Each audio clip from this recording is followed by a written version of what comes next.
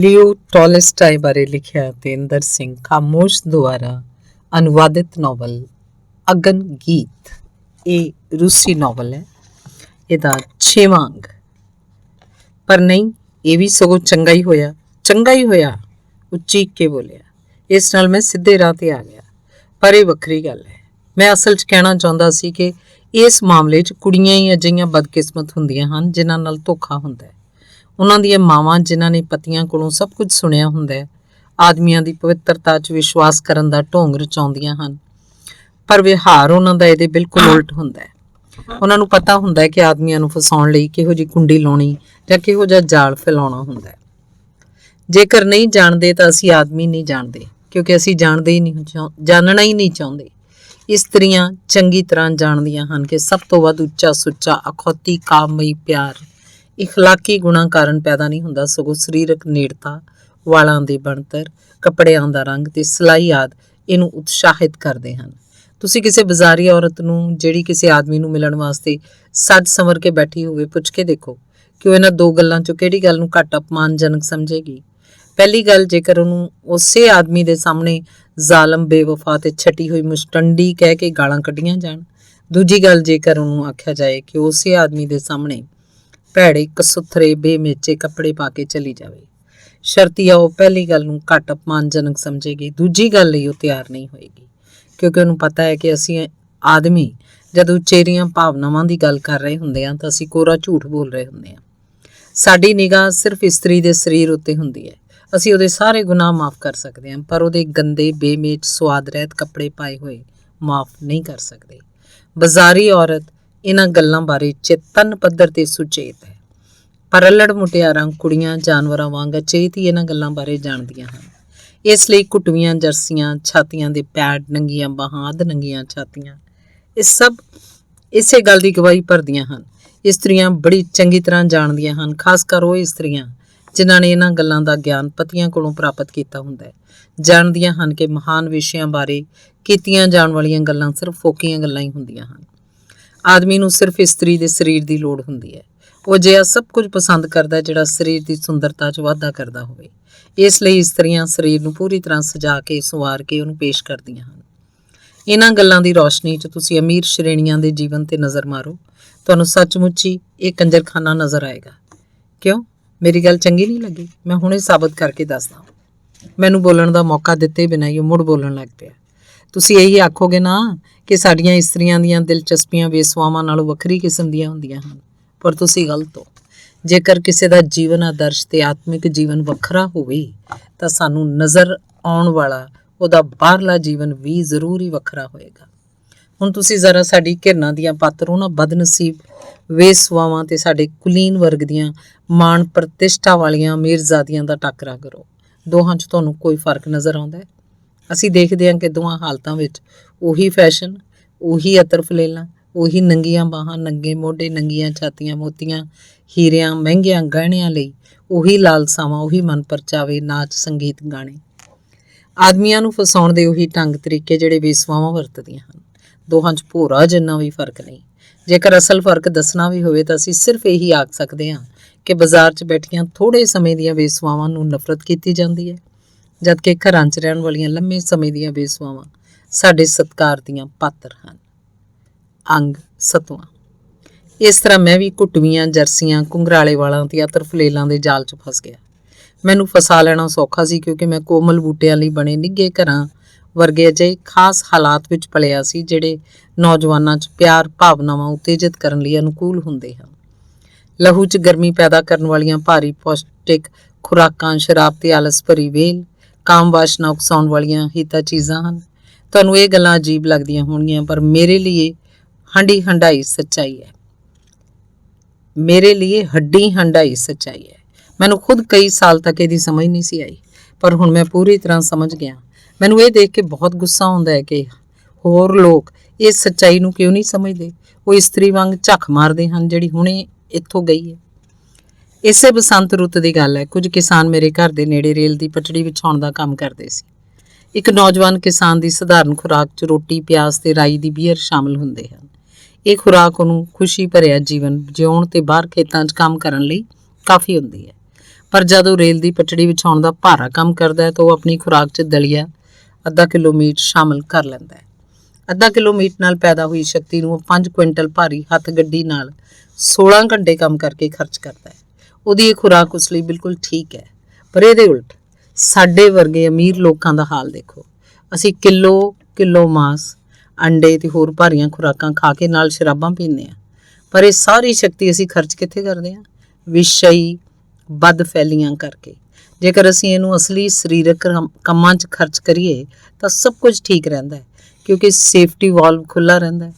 ਪਰ ਜੇ ਇਹ ਬੰਦ ਹੋ ਜਾਏ ਤਾਂ ਇਹਦਾ ਸਿੱਟਾ ਹੁੰਦਾ ਹੈ ਜਜ਼ਬਾਤੀ ਉਤੇਜਨਾ। ਮੇਰਾ ਸੇਫਟੀ ਵਾਲਵ ਵੀ ਕਦੀ-ਕਦੀ ਬੰਦ ਹੋ ਜਾਂਦਾ ਸੀ।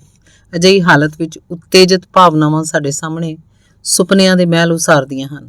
ਬਣਾਉਟੀ ਜੀਵਨ ਦੇ ਰੰਗਦਾਰ ਸ਼ੀਸ਼ਿਆਂ 'ਚੋਂ ਸਾਨੂੰ ਆਦਰਸ਼ ਪਿਆਰ ਦੇ ਝੋਲੇ ਪੈਂਦੇ ਹਨ। ਹਰ ਨੌਜਵਾਨ ਆਪਣੇ ਆਪ ਨੂੰ ਮਜਨੂ ਸਮਝਣ ਲੱਗ ਪੈਂਦਾ ਹੈ। ਮੈਂ ਵੀ ਹਰ ਕਿਸੇ ਵਾਂਗ ਆਪਣੇ ਆਪ ਨੂੰ ਮਜਨੂ ਸਮਝਣ ਲੱਗ ਪਿਆ। ਮੇਰੇ ਪਿਆਰ 'ਚ ਮਸਤੀ, ਉਪਾਸਨਾ ਤੇ ਕਵਿਤਾ ਆਦਿ ਸਭ ਕੁਝ ਸ਼ਾਮਲ ਸੀ। ਮੈਨੂੰ ਮਜਨੂ ਬਣਾਉਣ ਲਈ ਜਿੱਥੇ ਕੁੜੀ ਦੀ ਮਾਂ ਤੇ ਉਹਦੀ ਦਰਜੀ ਦਾ ਹੱਥ ਸੀ, ਉੱਥੇ ਮੇਰੀ ਖੁਰਾਕ ਤੇ ਮੇਰਾ ਵੇਲ ਭਰਿਆ ਜੀਵਨ ਵੀ ਇਸ ਲਈ ਜ਼ਿੰਮੇਵਾਰ ਸਨ। ਉਸ ਦਿਨ ਜੇਕਰ ਅਸੀਂ ਇਕੱਠੇ ਕਿਸ਼ਤੀ 'ਚ ਸੈਰ ਨਾ ਕੀਤੀ ਹੁੰਦੀ, ਦਰਜੀ ਨੇ ਉਹਦੀ ਪੁਸ਼ਾਕ ਤਿਆਰ ਕਰਨ ਸਮੇਂ ਲੱਕ ਤੇ ਹੋਰ ਰੰਗਾਂ ਤੋਂ ਤੰਗ ਕਰਨ ਵੱਲ ਧਿਆਨ ਨਾ ਦਿੱਤਾ ਹੁੰਦਾ, ਮੇਰੀ ਹੋਣ ਵਾਲੀ ਪਤਨੀ ਕੁੱਡਵਾ ਜਿਹਾ ਗਾਉਣ ਪਾ ਕੇ ਘਰ 'ਚ ਬੈਠੀ ਰਹਿੰਦੀ। ਮੈਂ ਵੀ ਸਧਾਰਨ ਹਾਲਤ ਵਿੱਚ ਰਹਿੰਦਾ ਹੁੰਦਾ, ਆਪਣੇ ਕੰਮ ਦੀਆਂ ਲੋੜਾਂ ਅਨੁਸਾਰ ਖੁਰਾਕ ਖਾਂਦਾ ਹੁੰਦਾ। ਜੇ ਮੇਰਾ ਸੇਫਟੀ ਵਾਲਵ ਵੀ ਖੁੱਲ੍ਹਾ ਰਹਿੰਦਾ ਤਾਂ ਮੈਂ ਪਿਆਰ ਦੇ ਜਾਲ 'ਚ ਨਹੀਂ ਫਸਣਾ ਸੀ ਤੇ ਅੱਜ ਮੈਨੂੰ ਇਸ ਤਰ੍ਹਾਂ ਦੇ ਖਤਰਨਾਕ ਨਤੀਜਿਆਂ ਦਾ ਸਾਹਮਣਾ ਨਹੀਂ ਕਰਨਾ ਪੈਣਾ ਸੀ। ਅੰਗ 8ਵਾਂ। ਪਰ ਕਿਸ਼ਤੀ ਦੀ ਸੈਰ, ਉਹਦਾ ਹਾਰ ਸ਼ਿੰਗਾਰ ਤੇ ਮੇਰੀ ਸਰੀਰਕ ਦਸ਼ਾ, ਸਾਰੀਆਂ ਗੱਲਾਂ ਇਕੱਠੀਆਂ ਹੋ ਗਈਆਂ। ਪਹਿਲਾਂ ਵੀ ਮੈਨੂੰ ਅਨੇਕਾਂ ਕੁੜੀਆਂ ਮਿਲੀਆਂ ਸੀ, ਪਰ ਇਸ ਵਾਰ ਜਿਵੇਂ ਮੇਰੇ ਲਈ ਮਿੱਥ ਕੇ ਕੋਈ ਜਾਲ ਵਿਛਾਇਆ ਗਿਆ ਹੋਵੇ। ਸਾਰੀਆਂ ਗੱਲਾਂ ਭਿੜ ਗਈਆਂ। ਹੱਸਣ ਵਾਲੀ ਗੱਲ ਨਹੀਂ, ਅੱਜ ਕੱਲ੍ਹ ਜਾਲ ਵਿਛਾਉਣ ਵਾਂਗ ਹੀ ਵਿਆਹਾਂ ਲਈ ਸਕੀਮਾਂ ਬਹੁਤ ਪਹਿਲਾਂ ਘੜ ਲਈਆਂ ਜਾਂਦੀਆਂ ਹਨ। ਕੁਦਰਤੀ ਹਰ ਮਾਂ-ਬਾਪ ਦੀ ਇੱਛਾ ਹੁੰਦੀ ਹੈ ਕਿ ਜਦ ਕੁੜੀ ਮੁਟਿਆਰ ਹੋ ਜਾਏ ਤਾਂ ਉਹਦੇ ਹੱਥ ਪੀਲੇ ਕਰ ਦਿੱਤੇ ਜਾਣ। ਜੇਕਰ ਕੁੜੀ ਦੇਖਣੀ ਪੱਖਣੀ ਠੀਕ ਹੋਵੇ ਤੇ ਕੁਝ ਮੁੰਡੇ ਵਿਆਹ ਕਰਵਾਉਣ ਲਈ ਰਾਜ਼ੀ ਹੋਣ ਤਾਂ ਵਿਆਹ ਕਰਨ 'ਚ ਬਹੁਤੀ ਔਖ ਨਹੀਂ ਹੁੰਦੀ। ਪੁਰਾਣੇ ਵਕਤਾਂ 'ਚ ਇਉਂ ਹੀ ਹੁੰਦਾ ਸੀ। ਜਿਉਂ ਹੀ ਕੁੜੀ ਵਿਆਹਣ ਯੋਗ ਹੁੰਦੀ, ਮਾਪੇ ਉਸ ਲਈ ਵਰ ਘਰ ਲੱਭ ਦਿੰਦੇ। ਹੁਣ ਵੀ ਚੀਨੀਆਂ, ਭਾਰਤ ਵਾਸੀਆਂ, ਮੁਸਲਮਾਨਾਂ ਤੇ ਸਾਡੇ ਦੇਸ਼ ਦੇ ਕਿਸਾਨਾਂ 'ਚ ਇੰਝ ਹੀ ਹੁੰਦਾ। ਦੁਨੀਆ ਦੇ ਘੱਟੋ-ਘੱਟ 99% ਲੋਕਾਂ 'ਚ ਇੰਝ ਹੀ ਹੁੰਦਾ। ਪਰ ਸਾਡੇ ਵਰਗੇ ਵਿਚਾਰੀ 1% ਲੋਕਾਂ ਨੇ ਇਹਨੂੰ ਗਲਤ ਆਖ ਕੇ ਨਵਾਂ ਹੀ ਤਰੀਕਾ ਲੱਭ ਲਿਆ। ਨਵਾਂ ਤਰੀਕਾ ਕੀ ਹੈ? ਸੁਣੋ। ਨਵਾਂ ਤਰੀਕਾ ਇਹ ਹੈ, ਕੁੜੀਆਂ ਦੀ ਮੰਡੀ ਲਗਾਓ, ਦੁਲਹਨਾਂ ਵਾਂਗ ਸਜਾ ਕੇ ਕੁੜੀਆਂ ਨੂੰ ਉੱਥੇ ਬਿਠਾ ਦਿਓ। ਆਦਮੀ ਮੇਲੇ ਵਾਂਗ ਤੁਰ ਫਿਰ ਕੇ ਕੁੜੀਆਂ ਦੀ ਨਿਰਖ ਪਰਖ ਕਰਨਗੇ। ਕੁੜੀਆਂ ਬੈਠੀਆਂ ਆਪਣੇ ਮਨ ਚ ਆਖਣਗੀਆਂ, ਕਿਉਂਕਿ ਉੱਚੀ ਬੋਲਣ ਦੀ ਤਾਂ ਉਹ ਹਿੰਮਤ ਨਹੀਂ ਕਰ ਸਕਦੀਆਂ, ਮੈਨੂੰ ਲੈ ਚੱਲ, ਉਹਨੂੰ ਨਾ ਲਿਜਾਈ, ਸਿਰਫ ਮੈਨੂੰ, ਮੇਰੇ ਮੋਢਿਆਂ ਵੱਲ ਦੇਖ, ਇੱਕ ਵਾਰ ਮੇਰੇ ਵੱਲ ਤੱਕ ਕੇ ਤਾਂ ਵੇਖ, ਮੇਰੀਆਂ ਹੋਰ ਚੀਜ਼ਾਂ ਵੀ ਦੇਖ। ਆਦਮੀ ਉਹਨਾਂ ਦੇ ਅੱਗੇ ਪਿੱਛੇ ਫਿਰ ਕੇ ਤਮਾਸ਼ਾ ਦੇਖਦੇ ਹਨ। ਆਪਣੇ ਲਾਭ ਲਈ ਲੱਗੇ ਇਸ ਤਮਾਸ਼ੇ ਨੂੰ ਦੇਖ ਕੇ ਖੁਸ਼ ਹੁੰਦੇ ਹਨ। ਅੱਖਾਂ ਚੰਧਿਆਉਣ ਵਾਲੇ ਇਸ ਤਮਾਸ਼ੇ 'ਚ ਜਿਹੜਾ ਵੀ ਜ਼ਰਾ ਵੇਸਲਾ ਹੋਇਆ ਝੱਟ ਜਾਲ 'ਚ ਫਸ ਜਾਂਦਾ ਹੈ।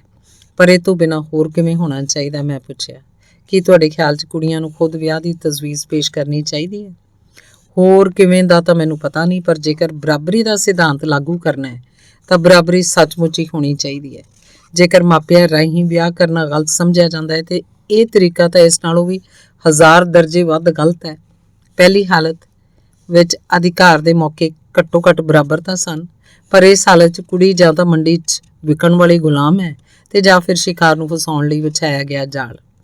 ਇਹ ਗੱਲ ਜੇਕਰ ਸੁਭੈਕੀ ਕੁੜੀਆਂ ਜਾਂ ਉਹਦੀ ਮਾਂ ਨੂੰ ਆਖ ਬੈਠੋ ਤਾਂ ਕਿ ਤੁਸੀਂ ਤਾਂ ਪਤੀ ਫਸਾਉਣ ਦੀ ਤਾਕ 'ਚ ਬੈਠੀਆਂ, ਉਹ ਦੋਵੇਂ ਟੁੱਟ ਕੇ ਤੁਹਾਡੇ ਗਲ ਪੈ ਜਾਣਗੀਆਂ ਤੇ ਤੁਹਾਨੂੰ ਖਹਿੜਾ ਛੁਡਾਉਣਾ ਮੁਸ਼ਕਿਲ ਹੋ ਜਾਏਗਾ। ਪਰ ਵਿੱਚੋਂ ਇਰਾਦਾ ਦੋਹਾਂ ਦਾ ਇਹੀ ਹੁੰਦਾ ਹੈ।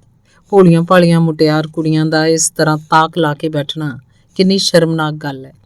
ਇਸ ਲਈ ਇਹ ਸਾਰਾ ਕੁਝ ਸ਼ਰੇਆਮ ਹੋਣ ਦੀ ਬਜਾਏ ਅੰਦਰ ਖਾਤੇ ਹੁੰਦਾ ਹੈ। ਤੁਹਾਨੂੰ ਕਦੇ ਕਿਸੇ ਮੁਟਿਆਰ ਕੁੜੀ ਦੀ ਮਾਂ ਨੂੰ ਮਿਲਣ ਦਾ ਮੌਕਾ ਮਿਲੇ, ਉਹ ਤੁਹਾਡੇ ਨਾਲ ਆਪਣੀ ਧੀ ਬਾਰੇ ਇਸ ਤਰ੍ਹਾਂ ਦੀਆਂ ਗੱਲਾਂ ਕਰੇਗੀ। ਮੇਰੀ ਲਿਜ਼ਾ ਆਖਦੀ ਹੈ, ਜੀਵਾਂ ਦਾ ਕਰਮ ਵਿਕਾਸ ਪੁਸਤਕ ਬਹੁਤ ਦਿਲਚਸਪ ਹੈ। ਉਹਨੂੰ ਚਿੱਤਰਕਾਰੀ ਦਾ ਤਾਂ ਬਸ ਖਬਤ ਹੈ। ਤੁਸੀਂ ਵੀ ਨੁਮਾਇਸ਼ ਦੇਖਣ ਜਾ ਰਹੇ ਹੋ ਨਾ, ਬਸ ਸਵਾਦ ਹੀ ਆ ਜਾਏਗਾ। ਬਰਫ਼ ਗੱਡੀ ਦੀ ਸਵਾਰੀ ਬਾਰੇ ਕੀ ਖਿਆਲ ਹੈ? ਜੇਕਰ ਥੋੜਾ ਡਰਾਮੇ ਤੇ ਨਾਚ ਗਾਣੇ ਦਾ ਪ੍ਰੋਗਰਾਮ ਹੋ ਜਾਏ ਤਾਂ ਕਮਾਲ ਹੀ ਹੋ ਜਾਏ।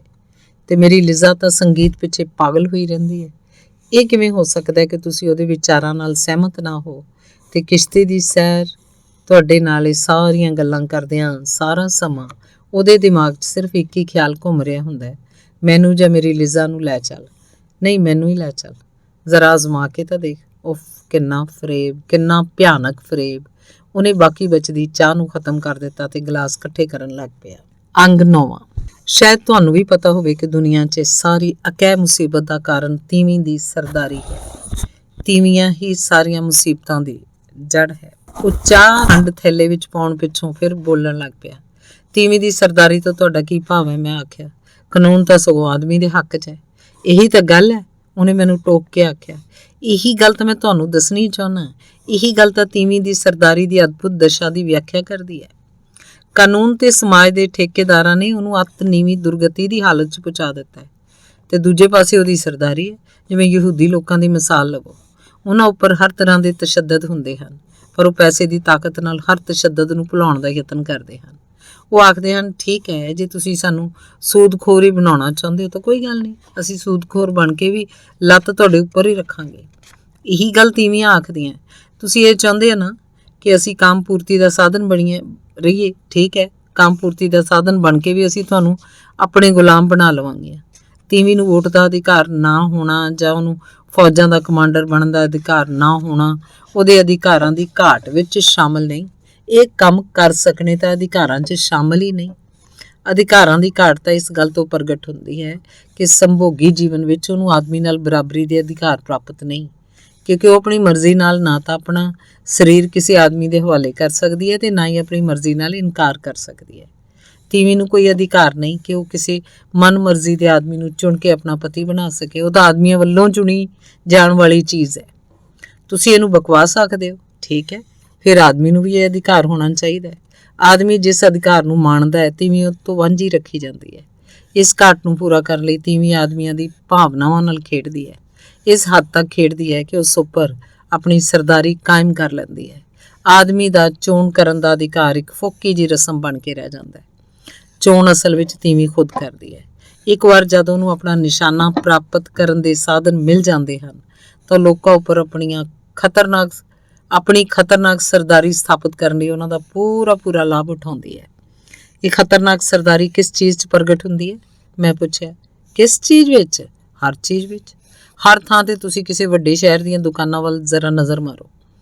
ਲੱਖਾਂ ਹੱਥਾਂ ਨੇ, ਬਲਕਿ ਅਣਗਿਣਤ ਹੱਥਾਂ ਨੇ ਉਹਨਾਂ ਚੀਜ਼ਾਂ ਉੱਪਰ ਮਿਹਨਤ ਕੀਤੀ ਹੁੰਦੀ ਹੈ ਜਿਹੜੀਆਂ ਉਹਨਾਂ ਦੁਕਾਨਾਂ 'ਚ ਰੱਖੀਆਂ ਹੁੰਦੀਆਂ। ਜ਼ਰਾ ਸੋਚੋ ਤਾਂ ਸਹੀ ਕਿ ਉਹਨਾਂ ਚੀਜ਼ਾਂ ਦਾ 10ਵਾਂ ਹਿੱਸਾ ਵੀ ਆਦਮੀ ਦੇ ਕਿਸੇ ਕੰਮ ਆ ਸਕਦਾ ਹੈ। ਇਹਨਾਂ ਸਾਰੀਆਂ ਵਿਲਾਸਮਈ, ਸੁੱਖ ਭੋਗੀ ਤੇ ਸੁੱਖ ਸਾਧਨਾਂ ਵਾਲੀਆਂ ਚੀਜ਼ਾਂ ਦੀ ਮੰਗ ਤੇ ਵਰਤੋਂ ਸਿਰਫ ਤੀਵੀਆਂ ਕਰਦੀਆਂ ਹਨ। ਕਾਰਖਾਨੇ ਗਿਣੋ ਜਿਨ੍ਹਾਂ 'ਚ ਬਹੁਤ ਵੱਡੀ ਗਿਣਤੀ 'ਚ ਫਜ਼ੂਲ ਗਹਿਣੇ, ਗੱਡੀਆਂ, ਫਰਨੀਚਰ, ਹੋਰ ਨਿੱਕ ਸੁੱਖ ਸਿਰਫ ਤੀਵੀਆਂ ਦੀ ਮੰਗ ਕਾਰਨ ਤਿਆਰ ਹੁੰਦਾ ਹੈ। ਲੱਖਾਂ ਲੋਕ ਗੁਲਾਮਾਂ ਦੀਆਂ ਪੁਸ਼ਤਾਂ ਇਹਨਾਂ ਜ਼ਾਲਮ ਕਾਰਖਾਨਿਆਂ 'ਚ ਤੀਵੀਆਂ ਦੀਆਂ ਉਟਪਟੰਗ ਮੰਗਾਂ ਪੂਰੀਆਂ ਕਰਨ ਲਈ ਕੰਮ ਕਰਦੀਆਂ ਖਤਮ ਹੋ ਜਾਂਦੀਆਂ ਹਨ। ਮਹਾਰਾਣੀਆਂ ਵਾਂਗ ਤੀਵੀਆਂ ਨੇ 90% ਮਨੁੱਖ ਜਾਤੀ ਨੂੰ ਆਪਣੇ ਲਈ ਗੁਲਾਮਾਂ ਵਾਂਗ ਕੰਮ ਕਰਨ ਲਈ ਮਜਬੂਰ ਕਰ ਰੱਖਿਆ। ਇਹ ਸਾਰਾ ਕੁਝ ਇਸ ਲਈ ਹੁੰਦਾ ਕਿਉਂਕਿ ਤੀਵੀਆਂ ਨੂੰ ਆਦਮੀਆਂ ਨਾਲੋਂ ਘਟੀਆ ਸਮਝਿਆ ਜਾਂਦਾ ਹੈ ਤੇ ਆਦਮੀ ਨੇ ਉਹਨਾਂ ਨੂੰ ਬਰਾਬਰੀ ਦੇ ਅਧਿਕਾਰ ਤੋਂ ਵੰਚਿਤ ਕੀਤਾ ਹੋਇਆ ਹੈ। ਇਸ ਲਈ ਤੀਵੀਆਂ ਸਾਡੀਆਂ ਭਾਵਨਾਵਾਂ ਨਾਲ ਖੇਡ ਕੇ ਸਾਨੂੰ ਆਪਣੇ ਜਾਲ 'ਚ ਫਸਾ ਕੇ ਸਾਥੋਂ ਬਦਲਾ ਲੈਂਦੀਆਂ ਹਨ। ਹਾਂ, ਇਹ ਸਭ ਕੁਝ ਇਸੇ ਕਾਰਨ ਹੀ ਹੁੰਦਾ ਹੈ। ਆਦਮੀਆਂ ਦੀਆਂ ਭਾਵਨਾਵਾਂ ਨਾਲ ਖੇਡਣ ਲਈ ਤੀਵੀਆਂ ਨੇ ਆਪਣੇ ਆਪ ਨੂੰ ਇੰਨਾ ਪ੍ਰਭਾਵਸ਼ਾਲੀ ਬਣਾ ਲਿਆ ਹੈ ਕਿ ਉਹਨਾਂ ਦੀ ਮੌਜੂਦਗੀ 'ਚ ਆਦਮੀਆਂ ਦਾ ਦਿਮਾਗ ਟਿਕਾਣੇ ਨਹੀਂ ਰਹਿੰਦਾ। ਜਿਉਂ ਹੀ ਉਹ ਕਿਸੇ ਤੀਵੀਂ ਨੂੰ ਆਪਣੇ ਕੋਲ ਖੜੀ ਦੇਖਦੇ ਹੈ, ਸ਼ਰਾਬੀਆਂ ਵਾਂਗ ਝੱਲ ਖਿਲਾਰਨ ਲੱਗ ਪੈਂਦੇ ਹੈ। ਪਹਿਲਾਂ ਜਦ ਕਦੀ ਮੈਂ ਕਿਸੇ ਤੀਵੀਂ ਨੂੰ ਬਾਹਰ ਜਾਣ ਲਈ ਸੱਜ ਸੰਵਰ ਕੇ ਖੜੀ ਨੂੰ ਦੇਖਦਾ ਸੀ ਤੇ ਸੰਗ ਜਾਂਦਾ ਸੀ, ਬੇਚੈਨੀ ਮਹਿਸੂਸ ਕਰਦਾ ਸੀ, ਪਰ ਹੁਣ ਇਸ ਤਰ੍ਹਾਂ ਪੂਰੀ ਟੌਰ ਕੱਢੀ ਖੜੀ ਤੀਵੀਂ ਨੂੰ ਦੇਖਦਾ ਤਾਂ ਕਾਂਬਾ ਛਿੜ ਜਾਂਦਾ ਹੈ ਕਿਉਂਕਿ ਮੈਨੂੰ ਉਸ 'ਚ ਕੁਝ ਖਤਰਨਾਕ, ਕੁਝ ਗੈਰ ਕਾਨੂੰਨੀ ਨਜ਼ਰ ਆਉਂਦਾ ਹੈ। ਜੀ ਕਰਦਾ ਪੁਲਿਸ ਨੂੰ ਆਵਾਜ਼ ਮਾਰ ਕੇ ਆਖਾਂ, ਮੈਨੂੰ ਇਸ ਬਲਾ ਤੋਂ ਬਚਾਓ, ਇਸ ਖਤਰੇ ਨੂੰ ਮੇਰੇ ਕੋਲੋਂ ਪਰਾਂ ਲਿਜਾ ਕੇ ਨਜ਼ਰਬੰਦ ਕਰ ਦਿਓ। ਹੱਸਦੇ ਹੋ? ਉਹਨੇ ਮੈਨੂੰ ਝਿੜਕ ਕੇ ਆਖਿਆ। ਇਹ 'ਚ ਹੱਸਣ ਵਾਲੀ ਕਿਹੜੀ ਗੱਲ ਹੈ? ਮੈਨੂੰ ਪੂਰਾ ਯਕੀਨ ਹੈ ਇੱਕ ਦਿਨ ਅਜਿਹਾ ਸਮਾਂ ਜ਼ਰੂਰ ਆਏਗਾ ਜਦ ਲੋਕ ਇਸ ਗੱਲ ਨੂੰ ਸਮਝ ਜਾਣਗੇ। ਉਹ ਸਗੋਂ ਹੈਰਾਨ ਹੋਇਆ ਕਰਨਗੇ ਕਿ ਕਦੀ ਅਜਿਹਾ ਸਮਾਜ ਵੀ ਹੁੰਦਾ ਸੀ ਜਿਹੜਾ ਤੀਵੀਂ ਨੂੰ ਇਸ ਗੱਲ ਦੀ ਇਜਾਜ਼ਤ ਦਿੰਦਾ ਸੀ ਕਿ ਉਹ ਆਦਮੀਆਂ ਦੀਆਂ ਭਾਵਨਾਵਾਂ ਨੂੰ ਉਤੇਜਿਤ ਕਰਨ ਦੇ ਇਰਾਦੇ ਨਾਲ ਆਪਣੇ ਸਰੀਰ ਦਾ ਹਾਰ ਸ਼ਿੰਗਾਰ ਕਰੇ। ਇਹ ਤਾਂ ਬਿਲਕੁਲ ਆਦਮੀਆਂ ਦੇ ਰਾਹਾਂ 'ਚ ਕੜਕੀਆਂ ਲਾਉਣ ਵਾਲੀ ਗੱਲ ਹੈ। ਮੈਂ ਤਾਂ ਕਹਾਂਗਾ ਕੜਕੀਆਂ ਨਾਲੋਂ ਵੀ ਖਤਰਨਾਕ ਗੱਲ। ਜੂਏਬਾਜ਼ੀ ਨੂੰ ਤਾਂ ਗੈਰ ਕਾਨੂੰਨੀ ਕਰਾਰ ਦਿੱਤਾ ਗਿਆ ਹੈ। ਆਦਮੀਆਂ ਦੀਆਂ ਭਾਵਨਾਵਾਂ ਨੂੰ ਭੜਕਾਉਣ ਲਈ ਤੀਵੀਆਂ ਦਾ ਵੇਸਵਾਵਾਂ ਵਾਂਗ ਸਜਣਾ ਸਜਾਉਣਾ, ਗਹਿਣੇ ਕੱਪੜੇ ਪਾਉਣਾ ਕਿਉਂ ਕਾਨੂੰਨੀ ਨਹੀਂ ਰੋਕਿਆ ਜਾਂਦਾ। ਇਹ ਚੀਜ਼ ਤਾਂ ਹਜ਼ਾਰਾਂ ਗੁਣਾ ਵੱਧ ਖਤਰਨਾਕ ਹੈ। ਅੰਗ 10ਵਾਂ। ਇਸ ਤਰ੍ਹਾਂ ਜਿਵੇਂ ਮੈਂ ਦੱਸ ਚੁੱਕਿਆ, ਮੈਨੂੰ ਫਸਾ ਲਿਆ ਗਿਆ। ਜਿਹਨੂੰ ਪਿਆਰ ਆਖਿਆ ਜਾਂਦਾ ਮੈਨੂੰ ਵੀ ਹੋ ਗਿਆ।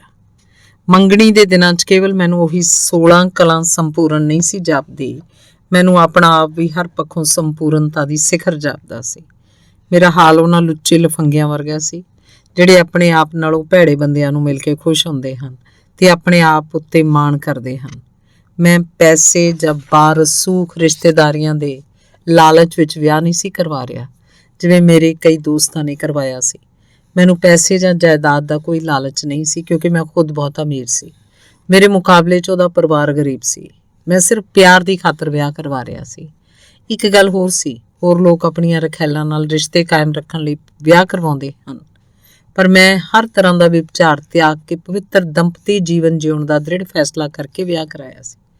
ਮੈਨੂੰ ਆਪਣੇ ਇਸ ਫੈਸਲੇ ਉੱਤੇ ਮਾਣ ਸੀ। ਮੇਰਾ ਪਹਿਲਾ ਜੀਵਨ ਭਾਵੇਂ ਵਿਸ਼ਈ ਸੂਰ ਵਰਗਾ ਨਫ਼ਰਤ ਕਰਨ ਯੋਗ ਸੀ, ਪਰ ਹੁਣ ਮੈਂ ਆਪਣੇ ਆਪ ਨੂੰ ਧਰਮਾਤਮਾ ਸਮਝਦਾ ਸਾਂ। ਮੈਥੋਂ ਆਪਣੀ ਮੰਗਣੀ ਦਾ ਸਮਾਂ ਬਹੁਤਾ ਲੰਬਾ ਨਾ ਹੋ ਸਕਿਆ। ਇਹ ਗੱਲ ਯਾਦ ਕਰਕੇ ਮੈਨੂੰ ਬਹੁਤ ਸ਼ਰਮ ਆਉਂਦੀ ਹੈ। ਮੰਗਣੀ ਦਾ ਸਮਾਂ ਸਰੀਰਕ ਪਿਆਰ ਦੀ ਬਜਾਏ ਆਤਮਕ ਪਿਆਰ, ਆਤਮਕ ਸਾਂਝ ਦਾ ਸਮਾਂ ਹੁੰਦਾ ਹੈ। ਜੇਕਰ ਸੱਚਮੁੱਚ ਅਜਿਹਾ ਸਮਾਂ ਹੁੰਦਾ ਹੈ ਤੇ ਆਤਮਿਕ ਸਾਂਝ ਬਿਲਕੁਲ, ਇਹ ਸਾਂਝ ਸਾਡੀਆਂ ਗੱਲਾਂ, ਸਾਡੇ ਸ਼ਬਦਾਂ ਵਿੱਚੋਂ ਜ਼ਰੂਰ ਝਲਕਣੀ ਚਾਹੀਦੀ ਹੈ, ਪਰ ਅਸਲੀਅਤ ਬਿਲਕੁਲ ਇਹਦੇ ਉਲਟ ਸੀ। ਅਸੀਂ ਜਦ ਇਕੱਠੇ ਬੈਠਦੇ, ਇਕੱਠੇ ਸੈਰ ਕਰਨ ਜਾਂਦੇ, ਗੱਲਾਂ ਕਰਨੀਆਂ ਮੁਸ਼ਕਿਲ ਹੋ ਜਾਂਦੀਆਂ। ਗੱਲਾਂ ਕਰਨ ਲਈ ਬਹੁਤ ਭਾਰੀ ਯਤਨ ਕਰਨਾ ਪੈਂਦਾ। ਇੱਕ ਇੱਕ ਗੱਲ ਕਹਿਣ ਲਈ ਬੜੀ ਦੇਰ ਤੱਕ ਸੋਚਣਾ ਪੈਂਦਾ। ਇੱਕ ਗੱਲ ਕਰਕੇ ਮੂੰਹ ਬੰਦ ਹੋ ਜਾਂਦਾ, ਅਗਲੀ ਗੱਲ ਸੋਚਣੀ ਪੈਂਦੀ, ਪਰ ਗੱਲ ਕੋਈ ਸੁੱਝਦੀ ਨਾ। ਆਉਣ ਵਾਲੇ ਗ੍ਰਸਤੀ ਜੀਵਨ ਬਾਰੇ ਤਾਂ ਅਸੀਂ ਪਹਿਲਾਂ ਹੀ ਬੜੀਆਂ ਗੱਲਾਂ ਕਰ ਚੁੱਕੇ ਸੀ। ਇਸ ਬਾਰੇ ਕਰਨ ਜੋਗੀ ਕੋਈ ਗੱਲ ਬਾਕੀ ਨਹੀਂ ਸੀ ਰਹੀ, ਤੇ ਜੇ ਅਸੀਂ ਪਸ਼ੂ ਹੁੰਦੇ ਤਾਂ ਗੱਲਾਂ ਕਰਨ ਦੀ ਲੋੜ ਹੀ ਨਹੀਂ ਸੀ। ਪਰ ਮਨੁੱਖ ਹੋਣ ਦੇ ਨਾਤੇ ਸਾਥੋਂ ਗੱਲਾਂ ਦੀ ਆਸ ਕੀਤੀ ਜਾਂਦੀ ਹੈ, ਜਦਕਿ ਕਰਨ ਵਾਸਤੇ ਕੋਈ ਗੱਲ ਵੀ ਨਹੀਂ ਹੁੰਦੀ। ਜਿਸ ਚੀਜ਼ ਨੇ ਸਾਡੇ ਦਿਮਾਗ ਮੱਲੇ ਹੁੰਦੇ ਹਨ, ਉਹ ਚੀਜ਼ ਗੱਲਬਾਤ ਦਾ ਢੁਕਵਾਂ ਵਿਸ਼ਾ ਨਹੀਂ ਬਣ ਸਕਦੀ ਸੀ। ਵਿਆਹ ਨਾਲ ਸੰਬੰਧਿਤ ਤਿਆਰੀਆਂ ਬਾਰੇ ਸੋਚ ਕੇ ਦਿਲ 'ਚ ਨਫ਼ਰਤ ਪੈਦਾ ਹੁੰਦੀ। ਮਠਿਆਈ ਤਿਆਰ ਕਰਵਾਉਣੀਆਂ, ਕੱਪੜੇ ਲੱਤੇ ਖਰੀਦਣੇ, ਗਹਿਣੇ ਬਣਵਾਉਣੇ, ਕੱਪੜਿਆਂ ਲਈ ਪੇਟੀ ਜਾਂ ਅਲਮਾਰੀ ਦਾ ਪ੍ਰਬੰਧ ਕਰਨਾ, ਕਮਰੇ ਸਜਾਉਣੇ, ਹੌਲੇ ਭਾਰੇ ਬਿਸਤਰਿਆਂ ਦਾ ਦਾਜ ਤਿਆਰ ਕਰਨਾ। ਬੁੱਢਾ ਵਪਾਰੀ ਜਿਸ ਪਿਤਾ ਪੁਰਖੀ ਢੰਗ ਦੀ ਵਕਾਲਤ ਕਰ ਰਿਹਾ ਸੀ, ਇਹ ਸਾਰੀਆਂ ਉਸ ਰਹੱਸ ਨਾਲ ਸੰਬੰਧ ਰੱਖਣ ਵਾਲੀਆਂ ਨਿੱਕੀਆਂ ਮੋਟੀਆਂ ਗੱਲਾਂ ਸਨ। ਪਰ ਅੱਜ ਕੱਲ੍ਹ ਦੇ ਬਹੁਤੇ ਮੁੰਡਿਆਂ ਲਈ ਵਿਆਹ ਕੋਈ ਰਹੱਸ ਨਹੀਂ। ਮਸਾਂ ਕਿਸੇ ਇੱਕ ਅੱਧ ਮੁੰਡੇ ਨੂੰ ਇਸ ਰਹੱਸ 'ਚ ਵਿਸ਼ਵਾਸ ਹੁੰਦਾ ਹੋਏਗਾ। ਨਾ ਹੀ ਕੋਈ ਇਸ ਰਹੱਸ ਨਾਲ ਸੰਬੰਧਿਤ ਇਖਲਾਕੀ ਫਰਜ਼ਾਂ ਨੂੰ ਨਿਭਾਉਣ ਦੀ ਜ਼ਿੰਮੇਵਾਰੀ ਸਮਝਦਾ, ਕਿਉਂਕਿ 100 'ਚੋਂ ਮਸਾਂ ਇੱਕ ਅੱਧਾ ਅਜਿਹਾ ਆਦਮੀ ਹੋਏਗਾ ਜਿਹਨੇ ਪਹਿਲਾਂ ਕਿਸੇ ਤੀਵੀਂ ਨਾਲ ਸੰਭੋਗ ਨਾ ਕੀਤਾ ਹੋਵੇ। 50 ਵਿੱਚੋਂ ਇੱਕ ਅੱਧਾ ਹੀ ਹੋਏਗਾ ਜਿਹੜਾ ਪਹਿਲੇ ਦਿਨ ਹੀ ਆਪਣੀ ਪਤਨੀ ਨੂੰ ਧੋਖਾ ਦੇਣ ਲਈ ਤਿਆਰ ਨਾ ਹੋਵੇ। ਕਾਰਨ ਇਹ ਹੈ ਕਿ ਵਿਆਹ ਕਰਵਾਉਣ ਵਾਲਿਆਂ ਦੀ ਬਹੁਤ ਵੱਡੀ ਗਿਣਤੀ ਇਹ ਵਿਸ਼ਵਾਸ ਕਰਦੀ ਹੈ ਕਿ ਕਿਸੇ ਤੀਵੀਂ ਦਾ ਪਤੀ ਬਣਨ ਲਈ ਧਾਰਮਿਕ ਰਸਮਾਂ ਇੱਕ ਮਾਮੂਲੀ ਜਿਹੀ ਸ਼ਰਤ ਹੈ, ਤੇ ਜਦ ਅਸੀਂ ਇਸ ਸਭ ਕਾਸੇ ਬਾਰੇ ਸੋਚਦੇ ਹਾਂ ਤਾਂ ਸਾਨੂੰ ਵਿਆਹ ਦੀਆਂ ਤਿਆਰੀਆਂ ਦੀ ਭਿਆਨਕ ਮਹੱਤਤਾ ਸਾਫ਼ ਨਜ਼ਰ ਆਉਣ ਲੱਗ ਪੈਂਦੀ ਹੈ। ਇਹਨਾਂ ਰਸਮਾਂ ਨੂੰ ਹੀ ਅੰਤ ਸਮਝ ਲਿਆ ਜਾਂਦਾ ਹੈ। ਅਸਲ 'ਚ ਵਿਆਹ ਇੱਕ ਸੌਦੇਬਾਜ਼ੀ ਹੈ। ਇੱਕ ਭੋਲੀ ਭਾਲੀ ਮਾਸੂਮ ਕੁੜੀ ਨੂੰ ਕਿਸੇ ਲੁੱਚੇ ਵਿਭਚਾਰੀ ਕੋਲ ਵੇਚਣ ਲਈ ਇਸ ਸੌਦੇਬਾਜ਼ੀ ਨੂੰ ਮਹਿੰਗੀਆਂ ਚਕਾਚੌਂਧ ਕਰਨ ਵਾਲੀਆਂ ਰਸਮਾਂ ਨਾਲ ਸਜਾ ਕੇ ਗੌਰਵਮਈ ਬਣਾਉਣ ਦੀ ਕੋਸ਼ਿਸ਼ ਕੀਤੀ ਜਾਂਦੀ ਹੈ। ਅੰਗ 11ਵਾਂ। ਜਿਸ ਤਰ੍ਹਾਂ ਹਰ ਕਿਸੇ ਦਾ ਵਿਆਹ ਹੁੰਦਾ ਹੈ, ਮੇਰਾ ਵੀ ਹੋ ਗਿਆ। ਅਸੀਂ ਹਨੀਮੂਨ ਭਾਵ ਸੁਹਾਗਰਾਤਾਂ ਮਨਾਉਣ ਲਈ ਤੁਰ ਪਏ। ਕਿੰਨਾ ਗੰਦਾ ਨਾਂ ਹੈ ਹਨੀਮੂਨ, ਉਹਨੇ ਭੈੜਾ ਜਿਹਾ ਮੂੰਹ ਬਣਾ ਕੇ ਆਖਿਆ। ਇੱਕ ਵਾਰ ਪੈਰਿਸ 'ਚ ਮੈਂ ਅਦਭੁਤ ਚੀਜ਼ਾਂ ਦੀ ਨੁਮਾਇਸ਼ ਵੇਖਣ ਗਿਆ। ਬਾਹਰ ਦਾੜੀ ਵਾਲੀ ਤੀਵੀਂ ਤੇ ਕੁੱਤਾ ਮੱਛੀ ਬੜੇ ਬਾਰੇ ਜ਼ੋਰ ਸ਼ੋਰ ਨਾਲ ਪ੍ਰਚਾਰ ਹੋ ਰਿਹਾ ਸੀ। ਅੰਦਰ ਜਾ ਕੇ ਪਤਾ ਲੱਗਿਆ ਦਾੜੀ ਵਾਲੀ ਤੀਵੀਂ ਦੀ ਥਾਂ ਇੱਕ ਆਦਮੀ ਨੂੰ ਤੀਵੀਆਂ ਵਾਲੇ ਕੱਪੜੇ ਪਵਾ ਕੇ ਬਿਠਾਇਆ ਹੋਇਆ ਸੀ ਤੇ ਇੱਕ ਕੁੱਤੇ ਉੱਤੇ ਮੱਛੀ ਦੀ ਖੱਲ ਚਾੜ ਕੇ ਉਹਨੂੰ ਪਾਣੀ ਦੇ ਵੱਡੇ ਟੱਬ 'ਚ ਛੱਡ ਰੱਖਿਆ ਸੀ। ਨੁਮਾਇਸ਼ ਵਿੱਚ ਕੋਈ ਵੀ ਚੀਜ਼ ਅਦਭੁਤ ਨਹੀਂ ਸੀ, ਪਰ ਮੈਂ ਦੇਖ ਕੇ ਬਾਹਰ ਨਿਕਲਿਆ। ਮੁਨਾਦੀ ਵਾਲੇ ਨੇ ਮੇਰੇ ਵੱਲ ਇਸ਼ਾਰਾ ਕਰਕੇ ਬਾਹਰ ਖੜੇ ਲੋਕਾਂ ਨੂੰ ਉੱਚੀ ਉੱਚੀ ਕਹਿਣਾ ਸ਼ੁਰੂ ਕਰਤਾ, ਉਸ ਭਾਈ ਸਾਹਿਬ ਨੂੰ ਪੁੱਛ ਕੇ ਵੇਖ ਲਓ ਨੁਮਾਇਸ਼ ਦੇਖਣ ਯੋਗ ਹੈ ਜਾਂ ਨਹੀਂ। ਫਟਾਫਟ ਟਿਕਟਾਂ ਖਰੀਦੋ, ਨੁਮਾਇਸ਼ ਵੇਖੋ। ਮੈਂ ਸ਼ਰਮ ਦੇ ਮਾਰੇ ਇਹ ਵੀ ਨਾ ਆਖ ਸਕਿਆ ਕਿ ਨੁਮਾਇਸ਼ 'ਚ ਦੇਖਣ ਵਾਲੀ ਕੋਈ ਚੀਜ਼ ਨਹੀਂ ਸੀ। ਮੁਨਾਦੀ ਵਾਲੇ ਨੇ ਵੀ ਸ਼ਾਇਦ ਇਸੇ ਲਈ ਜਾਣਬੁੱਝ ਕੇ ਮੇਰੇ ਵੱਲ ਇਸ਼ਾਰਾ ਕੀਤਾ ਸੀ। ਇਸੇ ਤਰ੍ਹਾਂ ਹੀ ਸ਼ਾਇਦ ਉਹਨਾਂ ਲੋਕਾਂ ਨਾਲ ਹੁੰਦਾ ਹੈ ਜਿਹੜੇ ਹਨੀਮੂਨ ਦਾ ਘਿਨਾਉਣਾ ਤਜਰਬਾ ਕਰਦੇ ਹਨ। ਉਹਨਾਂ ਨੂੰ ਦੂਜਿਆਂ ਦਾ ਭਰਮ ਤੋੜਨ ਲੱਗਿਆਂ ਸ਼ਰਮ ਆਉਂਦੀ ਹੈ। ਮੈਂ ਵੀ ਇਹ ਭਰਮ ਤੋੜਨ ਤੋਂ ਝਿਜਕ ਗਿਆ, ਪਰ ਹੁਣ ਇਹਦੀ ਸੱਚਾਈ ਛੁਪਾਉਣ ਦਾ ਕੋਈ ਕਾਰਨ ਨਜ਼ਰ ਨਹੀਂ ਆਉਂਦਾ। ਮੇਰਾ ਹਨੀਮੂਨ ਆਵਾਜ਼ਾਰੀ, ਬੇਸ਼ਰਮੀ, ਘਿਰਨਾ, ਤਰਸ ਤੇ ਅਕੇਵੇਂ ਤੋਂ ਬਿਨਾਂ ਕੁਝ ਵੀ ਨਹੀਂ ਸੀ। ਅਕੇਵਾਂ ਤਾਂ ਇਸ 'ਚ ਹੱਦ ਤੱਕ ਸ਼ਾਮਲ ਸੀ। ਹਨੀਮੂਨ ਦੇ ਦਿਨਾਂ ਵਿੱਚ ਉਹ ਸਮਾਂ ਮੈਨੂੰ ਬਾਰ-ਬਾਰ ਯਾਦ ਆ ਰਿਹਾ ਸੀ ਜਦ ਮੈਂ ਸਿਗਰਟ ਪੀਣੀ ਸ਼ੁਰੂ ਕੀਤੀ ਸੀ। ਸਿਗਰਟ ਮੂੰਹ 'ਚ ਲੈ ਕੇ ਜਦ ਮੈਂ ਕਸ਼ ਲਾਉਂਦਾ ਤਾਂ ਜੀ ਕਰਦਾ ਫੂਕ ਬਾਹਰਲੇ ਪਾਸੇ ਨੂੰ ਮਾਰਾਂ, ਪਰ ਨਾ ਚਾਹੁੰਦੇ ਹੋਇਆਂ ਵੀ ਮੈਂ ਧੂੰਆਂ ਅੰਦਰ ਖਿੱਚ ਲੈਂਦਾ। ਉੱਪਰੋਂ ਜ਼ਾਹਰ ਕਰਦਾ ਕਿ ਮੈਨੂੰ ਬਹੁਤ ਸਵਾਦ ਆ ਰਿਹਾ ਸੀ। ਅਸਲ 'ਚ ਸਿਗਰਟ ਪੀਣ ਦਾ ਸਵਾਦ ਥੋੜ੍ਹੇ ਅਭਿਆਸ ਪਿੱਛੋਂ ਆਉਣ ਲੱਗਦਾ ਹੈ। ਇਉਂ ਹੀ ਹਨੀਮੂਨ ਵਿੱਚ ਹੁੰਦਾ ਹੈ। ਜੇ ਇਸ ਲੁੱਚਪੁਣੇ 'ਚੋਂ ਆਨੰਦ ਪ੍ਰਾਪਤ ਕਰਨਾ ਹੋਵੇ ਤਾਂ ਹਰ ਵਿਆਹਤਾ ਜੋੜੇ ਨੂੰ ਪਹਿਲਾਂ ਇਹਦੀ ਸਿਖਲਾਈ ਪ੍ਰਾਪਤ ਕਰਨੀ ਚਾਹੀਦੀ ਹੈ। ਲੁੱਚਪੁਣਾ ਕਹਿੰਦੇ ਹੋ? ਮੈਂ ਆਖਿਆ, ਤੁਸੀਂ ਉਸ ਮਨੁੱਖੀ ਕਿਰਿਆ ਦੀ ਗੱਲ ਕਰ ਰਹੇ ਹੋ ਜੋ ਬਿਲਕੁਲ ਕੁਦਰਤੀ ਹੈ। ਕੁਦਰਤੀ? ਉਹਨੇ ਆਖਿਆ, ਕੁਦਰਤੀ ਨਹੀਂ, ਮੈਂ ਬਿਲਕੁਲ ਇਹਦੇ ਉਲਟ ਸਿੱਟੇ ਤੇ ਪਹੁੰਚਿਆ। ਇਹ ਸਗੋਂ ਕੁਦਰਤ ਦੇ ਖਿਲਾਫ ਹੈ, ਬਿਲਕੁਲ ਹੀ ਗੈਰ ਕੁਦਰਤੀ ਹੈ। ਇਸ ਬਾਰੇ ਬੱਚਿਆਂ ਨੂੰ ਪੁੱਛ ਕੇ ਦੇਖੋ, ਅਲੜ ਮਾਸੂਮ ਕੁੜੀਆਂ ਨੂੰ ਪੁੱਛ ਕੇ ਦੇਖੋ। ਮੇਰੀ ਆਪਣੀ ਭੈਣ ਦੀ ਮਿਸਾਲ ਮੇਰੇ ਸਾਹਮਣੇ ਹੈ। ਬਦਕਿਸਮਤੀ ਨਾਲ ਛੋਟੀ ਉਮਰ 'ਚ ਉਹਦਾ ਵਿਆਹ ਉਹ ਤੋਂ ਦੁੱਗਣੀ ਉਮਰ ਦੇ ਇੱਕ ਅਯਾਸ਼ ਆਦਮੀ ਨਾਲ ਹੋ ਗਿਆ। ਉਹਦੀ ਸੁਹਾਗ ਰਾਤ ਮੈਨੂੰ ਚੰਗੀ ਤਰ੍ਹਾਂ ਯਾਦ ਆ। ਉਹ ਪੀਲੀ ਭੂਖ ਚੀਕਾਂ ਮਾਰਦੀ, ਹਟਕੋਰੇ ਭਰਦੀ ਭੱਜ ਕੇ ਕਮਰੇ 'ਚੋਂ ਬਾਹਰ ਆ ਗਈ। ਉਹ ਆਖੀ ਜਾਵੇ ਮੈਂ ਨਹੀਂ ਕਰਦੀ, ਬਿਲਕੁਲ ਨਹੀਂ ਕਰਦੀ। ਉਸ ਕੋਲ ਦੱਸਣ ਲਈ ਸ਼ਬਦ ਨਹੀਂ ਸਨ ਕਿ ਉਹਦਾ ਪਤੀ ਉਹ ਤੋਂ ਕੀ ਕਰਵਾਉਣਾ ਚਾਹੁੰਦਾ ਸੀ। ਤੇ ਤੁਸੀਂ ਆਖਦੇ ਹੋ ਬਿਲਕੁਲ ਕੁਦਰਤੀ ਕਿਰਿਆ। ਕਈ ਗੱਲਾਂ ਕੁਦਰਤੀ ਵੀ ਹਨ, ਕੁਝ ਗੱਲਾਂ ਅਜਿਹੀਆਂ ਵੀ ਹਨ ਜਿਨ੍ਹਾਂ 'ਚੋਂ ਮੁੱਢ ਤੋਂ ਹੀ ਬਿਨਾਂ ਸ਼ਰਮ ਆਨੰਦ ਪ੍ਰਾਪਤ ਹੁੰਦਾ ਹੈ, ਖੁਸ਼ੀ ਮਿਲਦੀ ਹੈ। ਪਰ ਇਹ ਗੱਲ ਅਜਿਹੀ ਨਹੀਂ। ਇਹ ਗੱਲ ਤਾਂ ਸਗੋਂ ਸ਼ਰਮਨਾਕ, ਕਸ਼ਟਦਾਇਕ ਤੇ ਘਿਨਾਉਣੀ ਹੈ। ਮੈਨੂੰ ਪੂਰਾ ਯਕੀਨ ਹੈ ਇੱਕ ਮਾਸੂਮ ਕੁੜੀ ਨੂੰ ਹਮੇਸ਼ਾ ਨਫ਼ਰਤ ਕਰਦੀ ਹੈ। ਫਿਰ ਮਨੁੱਖ ਜਾਤੀ ਦਾ ਵਾਧਾ ਕਿਵੇਂ ਹੋਵੇ? ਮੈਂ ਪੁੱਛਿਆ। ਮਨੁੱਖ ਜਾਤੀ ਦਾ ਵਾਧਾ ਕਿਵੇਂ ਹੋਵੇ? ਉਹਨੇ ਵਿਅੰਗਮਈ ਢੰਗ ਨਾਲ ਇਹ ਸ਼ਬਦ ਦੁਹਰਾਏ ਜਿਵੇਂ ਇਸ ਸਧਾਰਨ ਸ਼ਰਮਨਾਕ ਪ੍ਰਸ਼ਨ ਦੀ ਉਹਨੂੰ ਪਹਿਲਾਂ ਹੀ ਆਸ ਸੀ। ਜੇ ਅੰਗਰੇਜ਼ ਲਾਟਾਂ ਦੇ ਖੁਸ਼ਹਾਲ ਜੀਵਨ ਦਾ ਮਸਲਾ ਹੋਵੇ ਫਿਰ ਤਾਂ ਸੰਤਾਨ ਸੰਜਮ ਦਾ ਪ੍ਰਚਾਰ ਜਾਇਜ਼। ਜੇਕਰ ਅਸੁਖਾਵੇਂ ਨਤੀਜਿਆਂ ਤੋਂ ਬਚਣ ਲਈ ਭੋਗ ਵਿਲਾਸ ਦਾ ਆਨੰਦ ਲੈਣਾ ਹੋਵੇ ਫਿਰ ਵੀ ਸੰਤਾਨ ਸੰਜਮ ਜਾਇਜ਼। ਪਰ ਜੇਕਰ ਕੋਈ ਇਖਲਾਕ ਦੇ ਨਾਂ ਤੇ ਸੰਜਮ ਦੀ ਗੱਲ ਕਰੇ ਫਿਰ ਲੋਕ ਹਾਲ ਪਾਰਿਆ ਕਰਨ ਲੱਗ ਪੈਂਦੇ ਆ। ਕਿਉਂ? ਜੇ 10-20 ਬੰਦੇ ਸੂਰਾਂ ਵਰਗਾ ਵਿਲਾਸੀ ਜੀਵਨ ਜਿਉਣ ਤੋਂ ਇਨਕਾਰ ਕਰਨ ਤਾਂ ਮਨੁੱਖ ਜਾਤੀ ਦੇ ਵਾਧੇ ਦਾ ਸਵਾਲ ਕਿਉਂ ਪੈਦਾ ਹੋਵੇ? ਮਾਫ਼ ਕਰਨਾ, ਉਹ ਸਾਹਮਣੇ ਵਾਲੀ ਬੱਤੀ ਮੇਰੀਆਂ ਅੱਖਾਂ ਨੂੰ ਚੁੱਭਦੀ ਹੈ। ਜੇ ਇਹਨੂੰ ਢੱਕ ਦਿਆਂ ਤੁਹਾਨੂੰ ਇਤਰਾਜ਼ ਤਾਂ ਨਹੀਂ? ਉਹਨੇ ਬੱਲੋ ਬੱਲ ਇਸ਼ਾਰਾ ਕਰਦਿਆਂ ਕਿਹਾ। ਮੈਂ ਕਿਹਾ ਮੈਨੂੰ ਇਸ ਨਾਲ ਕੋਈ ਫਰਕ ਨਹੀਂ ਪੈਂਦਾ। ਉਹਨੇ ਬੈਂਚ ਉੱਪਰ ਚੜ੍ਹ ਕੇ ਬੜੀ ਫੁਰਤੀ ਨਾਲ ਬੱਤੀ ਨੂੰ ਢੱਕ ਦਿੱਤਾ। ਪਰ ਫਿਰ ਵੀ ਮੈਂ ਆਖਿਆ, ਜੇਕਰ ਹਰ ਕੋਈ ਤੁਹਾਡੇ ਵਾਂਗ ਸੋਚਣ ਲੱਗ ਪਏ ਮਨੁੱਖ ਜਾਤੀ ਤਾਂ ਖਤਮ ਹੋ ਜਾਏਗੀ। ਤੁਹਾਨੂੰ ਮਨੁੱਖ ਜਾਤੀ ਦੇ ਵਾਧੇ ਦੀ ਚਿੰਤਾ ਹੈ? ਉਹਨੇ ਆਖਿਆ ਤੇ ਇੱਕ ਵਾਰ ਫਿਰ ਮੇਰੇ ਸਾਹਮਣੇ ਵਾਲੀ ਸੀਟ ਤੇ ਆ ਬੈਠਾ। ਗੋਡਿਆਂ ਉੱਤੇ ਕੂਣੀਆਂ ਰੱਖ ਕੇ ਅੱਗੇ ਵੱਲ ਝੁੱਕ ਕੇ ਪੁੱਛਿਆ, ਪਰ ਮਨੁੱਖ ਜਾਤੀ ਦਾ ਵਾਧਾ ਹੀ ਕਿਉਂ ਕੀਤਾ ਜਾਏ? ਕਿਉਂ? ਫਿਰ ਤਾਂ ਅਸੀਂ ਤੇ ਮੈਂ ਵੀ ਨਹੀਂ ਰਹਾਂਗੇ। ਅਸੀਂ ਵੀ ਕਿਉਂ ਰਹੀਏ? ਜਿਉਣ ਵਾਸਤੇ। ਪਰ ਕਾਹਦੇ ਲਈ ਜਿਉਣ ਵਾਸਤੇ? ਜੇਕਰ ਜਿਉਣ ਦਾ ਉਦੇਸ਼ ਹੀ ਕੋਈ ਨਹੀਂ, ਜੇਕਰ ਜ਼ਿੰਦਗੀ ਆਪਣੇ ਆਪ ਹੀ ਇੱਕ ਉਦੇਸ਼ ਹੈ, ਫਿਰ ਜਿਉਣਾ ਕਾਹਦੇ ਵਾਸਤੇ ਹੋਇਆ? ਜੇਕਰ ਇਹ ਸੱਚ ਹੈ ਤਾਂ ਸ਼ਾਪਨਹਾਵਰ, ਹਾਰਟਮਾਨ ਤੇ ਬੁੱਧਮਤ ਵਾਲੇ ਠੀਕ ਹੈ। ਜੇਕਰ ਜ਼ਿੰਦਗੀ ਦਾ ਕੋਈ ਉਦੇਸ਼ ਹੈ ਤਾਂ ਇਹ ਸਪਸ਼ਟ ਹੈ ਕਿ ਉਦੇਸ਼ ਪੂਰਾ ਹੋਣ ਉਪਰੰਤ ਜ਼ਿੰਦਗੀ ਖਤਮ ਹੋ ਜਾਏ। ਇਹ ਇੱਕੋ ਇੱਕ ਸਿੱਟਾ ਨਿਕਲਦਾ ਹੈ। ਆਪਣੇ ਇਸ ਵਿਚਾਰ ਨੂੰ ਬਹੁਤ ਵਜ਼ਨਦਾਰ ਸਮਝਦਿਆਂ ਉਹਨੇ ਬੜੇ ਜੋਸ਼ ਨਾਲ ਆਖਿਆ, ਇਹੀ ਇੱਕੋ ਇੱਕ ਨਿਸ਼ਕਰਸ਼ ਹੈ। ਜ਼ਰਾ ਗੌਰ ਕਰੋ। ਜੇਕਰ ਜ਼ਿੰਦਗੀ ਦਾ ਉਦੇਸ਼ ਨੇਕੀ, ਦਇਆ ਤੇ ਪਿਆਰ ਹੈ, ਜੇਕਰ ਜ਼ਿੰਦਗੀ ਦਾ ਉਦੇਸ਼ ਜਿਵੇਂ ਸਾਨੂੰ ਮਹਾਂਪੁਰਖਾਂ ਨੇ ਦੱਸਿਆ ਹੈ ਇਹ ਹੈ ਕਿ ਇੱਕ ਦਿਨ ਸਾਰੇ ਲੋਕ ਪਿਆਰ 'ਚ ਪਰੋਤੇ ਜਾਣਗੇ, ਹਲ ਦਾ ਫਾਲਾ ਤਲਵਾਰ ਦੀ ਥਾਂ ਲੈ ਲਏਗਾ, ਤੇ ਹੋਰ ਅਜਿਹੀਆਂ ਭਵਿੱਖਬਾਣੀਆਂ ਕੀਤੀਆਂ ਕਿ ਆਖਰ ਉਹ ਕਿਹੜੀ ਚੀਜ਼ ਹੈ ਜਿਹੜੀ ਸਾਨੂੰ ਇਹ ਉਦੇਸ਼ ਪ੍ਰਾਪਤ ਕਰਨ ਤੋਂ ਰੋਕਦੀ ਹੈ? ਉਦੇਸ਼ ਪ੍ਰਾਪਤੀ ਦੇ ਰਾਹ 'ਚ ਸਭ ਤੋਂ ਵੱਡੀ ਰੁਕਾਵਟ ਹਨ ਸਾਡੇ ਮਨੋਵੇਗ, ਸਾਡੇ ਪੈਨਸ਼ਨਸ। ਇਹਨਾਂ ਸਾਰੇ ਵੇਗਾਂ 'ਚੋਂ ਅੜੀਅਲ, ਮੂੰਹ ਜ਼ੋਰ, ਭੈੜਾ ਤੇ ਸ਼ਕਤੀਸ਼ਾਲੀ ਹੈ ਕਾਮ ਵੇਗ, ਸਰੀਰਕ ਪਿਆਰ ਦਾ ਵੇਗ। ਜੇ ਇਹਨਾਂ ਮਨੋਵੇਗਾਂ ਉੱਪਰ ਖਾਸ ਕਰ ਸਭ ਤੋਂ ਵੱਧ ਸ਼ਕਤੀਸ਼ਾਲੀ ਕਾਮ ਵੇਗ ਉੱਪਰ ਕਾਬੂ ਪਾਇਆ ਜਾ ਸਕੇ ਤਾਂ ਭਵਿੱਖਬਾਣੀਆਂ ਸੱਚੀਆਂ ਹੋ ਸਕਦੀਆਂ। ਮਨੁੱਖ ਜਾਤੀ ਪਿਆਰ ਧਾਗੇ 'ਚ ਪਰੁੱਚ ਕੇ ਇੱਕ ਹੋ ਸਕਦੀ ਹੈ। ਇਸ ਤਰ੍ਹਾਂ ਜ਼ਿੰਦਗੀ ਦਾ ਉਦੇਸ਼ ਪੂਰਾ ਹੋਣ ਪਿੱਛੋਂ ਜਿਉਣ ਦੀ ਲੋੜ ਮੁੱਕ ਸਕਦੀ ਹੈ। ਜਿੰਨਾ ਚਿਰ ਮਨੁੱਖ ਜਾਤੀ ਰਹੇਗੀ ਇਹ ਆਦਰਸ਼ ਸਾਡੀ ਪ੍ਰੇਰਨਾ ਦਾ ਸੋਮਾ ਰਹੇਗਾ। ਪਰ ਇਹ ਆਦਰਸ਼ ਸੂਰਾਂ ਸਿਆਂ ਵਾਂਗ ਵੱਧ ਤੋਂ ਵੱਧ ਬੱਚੇ ਪੈਦਾ ਕਰਨ ਦਾ ਆਦਰਸ਼ ਨਹੀਂ ਹੋ ਸਕਦਾ। ਨਾ ਹੀ ਇਹ ਬਾਂਦਰਾਂ ਤੇ ਪੈਰਿਸ ਵਾਸੀਆਂ ਵਾਂਗ ਭੋਗ ਵਿਲਾਸ ਵਿੱਚੋਂ ਵੱਧ ਤੋਂ ਵੱਧ ਸਵਾਦ ਪ੍ਰਾਪਤ ਕਰਨ ਦਾ ਆਦਰਸ਼ ਹੋ ਸਕਦਾ ਹੈ। ਇਹ ਆਦਰਸ਼ ਤਾਂ ਕੇਵਲ ਨੇਕੀ ਦਾ ਆਦਰਸ਼ ਹੀ ਹੋ ਸਕਦਾ ਹੈ ਜਿਸ ਨੂੰ ਜਤ ਸਤ ਰਾਹੀਂ ਪ੍ਰਾਪਤ ਕੀਤਾ ਜਾ ਸਕਦਾ ਹੈ। ਮਨੁੱਖ ਹਮੇਸ਼ਾ ਇਹਨੂੰ ਪ੍ਰਾਪਤ ਕਰਨ ਦਾ ਯਤਨ ਕਰਦਾ ਰਹੇ ਤੇ ਕਰਦਾ ਰਹੇਗਾ। ਪਰ ਦੇਖੋ ਸਿੱਟਾ ਕੀ ਨਿਕਲਦਾ ਹੈ? ਇਹਦਾ ਸਿੱਟਾ ਵੀ ਉਹੀ ਨਿਕਲਦਾ ਹੈ, ਸਰੀਰਕ ਪਿਆਰ। ਜਾਪਦਾ ਸਰੀਰਕ ਪਿਆਰ ਵੀ ਇੱਕ ਸੇਫਟੀ ਵਾਲਵ ਹੁੰਦਾ ਹੈ। ਜੇ ਵਰਤਮਾਨ ਪੀੜ੍ਹੀ ਆਪਣੇ ਮਨੋਵੇਗਾਂ, ਖਾਸ ਕਰਕੇ ਸ਼ਕਤੀਸ਼ਾਲੀ ਕਾਮਵੇਗ ਕਾਰਨ ਮਨੁੱਖ ਜਾਤੀ ਦਾ ਉਦੇਸ਼ ਪ੍ਰਾਪਤ ਨਹੀਂ ਕਰ ਸਕਦੀ ਤਾਂ ਕਾਮਵੇਗ ਕਾਰਨ ਹੀ ਅਗਲੀ ਪੀੜ੍ਹੀ ਜਨਮ ਲਏਗੀ। ਨਵੀਂ ਪੀੜ੍ਹੀ ਨੂੰ ਉਦੇਸ਼ ਪ੍ਰਾਪਤ ਕਰਨ ਦਾ ਮੌਕਾ ਦਿੱਤਾ ਜਾਏਗਾ। ਜੇ ਨਵੀਂ ਪੀੜ੍ਹੀ ਵੀ ਉਦੇਸ਼ ਪ੍ਰਾਪਤ ਨਹੀਂ ਕਰਦੀ ਤਾਂ ਇਹ ਮੌਕਾ ਇਹ ਤੋਂ ਅਗਲੀ ਪੀੜ੍ਹੀ ਨੂੰ ਦਿੱਤਾ ਜਾਏਗਾ। ਇਹ ਸਿਲਸਿਲਾ ਉਦੋਂ ਤੱਕ ਚੱਲਦਾ ਰਹੇਗਾ ਜਦ ਤੱਕ ਮਨੁੱਖ ਜਾਤੀ ਦਾ ਉਦੇਸ਼ ਪ੍ਰਾਪਤ ਨਹੀਂ ਹੁੰਦਾ।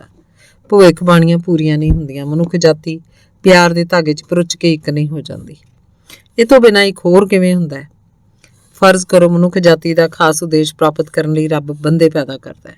ਉਹ ਜਾਂ ਤਾਂ ਕਾਮਵੇਗ ਤੋਂ ਬਿਨਾਂ ਨਾਸ਼ਵਾਨ ਹੁੰਦੇ ਹੈ ਤੇ ਜਾਂ ਅਮਰ ਹੁੰਦੇ, ਕਦੀ ਨਾ ਮਰਨ ਵਾਲੇ। ਜੇਕਰ ਸਾਰੇ ਬੰਦੇ ਕਾਮਵੇਗ ਤੋਂ ਬਿਨਾਂ ਨਾਸ਼ਵਾਨ ਹੁੰਦੇ ਤਾਂ ਸਿੱਟਾ ਕੀ ਨਿਕਲਦਾ? ਉਹ ਉਦੇਸ਼ ਪ੍ਰਾਪਤ ਕਰਨ ਤੋਂ ਬਿਨਾਂ ਹੀ ਮਰ ਜਾਂਦੇ। ਰੱਬ ਨੂੰ ਨਵੇਂ ਬੰਦੇ ਪੈਦਾ ਕਰਨੇ ਪੈਂਦੇ। ਤੇ ਜੇਕਰ ਉਹ ਉਦੇਸ਼ ਪ੍ਰਾਪਤ ਕਰ ਲੈਂਦੇ ਪਰ ਨਵੇਂ ਬੰਦੇ ਪੁਰਾਣਿਆਂ ਦੀਆਂ ਗਲਤੀਆਂ ਤਾਂ ਠੀਕ ਕਰ ਸਕਦੇ ਆ। ਆਪਣੀਆਂ ਗਲਤੀਆਂ ਠੀਕ ਕਰਨੀਆਂ ਔਖੀਆਂ ਹੁੰਦੀਆਂ ਹਨ। ਪਰ ਉਦੇਸ਼ ਪ੍ਰਾਪਤੀ ਪਿੱਛੋਂ ਉਹ ਅਮਰ ਲੋਕ ਕਿਸ ਕੰਮ ਆਉਂਦੇ? ਉਹਨਾਂ ਦਾ ਕੀ ਬਣਦਾ? ਇਸ ਲਈ ਜਿਵੇਂ ਹੈ ਉਵੇਂ ਠੀਕ ਹੈ। ਪਰ ਜਾਪਦਾ ਤੁਸੀਂ ਇਸ ਗੱਲ ਨੂੰ ਇਸ ਤਰ੍ਹਾਂ ਵਰਣਨ ਕਰਨ ਦੇ ਹੱਕ 'ਚ ਨਹੀਂ ਹੋ। ਤੁਸੀਂ ਸ਼ਾਇਦ ਕਰਮ ਵਿਕਾਸ ਸਿਧਾਂਤ ਦੇ ਸਮਰਥਕ ਹੋ, ਪਰ ਉਸ ਹਾਲਤ ਵਿੱਚ ਵੀ ਸਿੱਟਾ ਹੀ ਨਿਕਲੇਗਾ।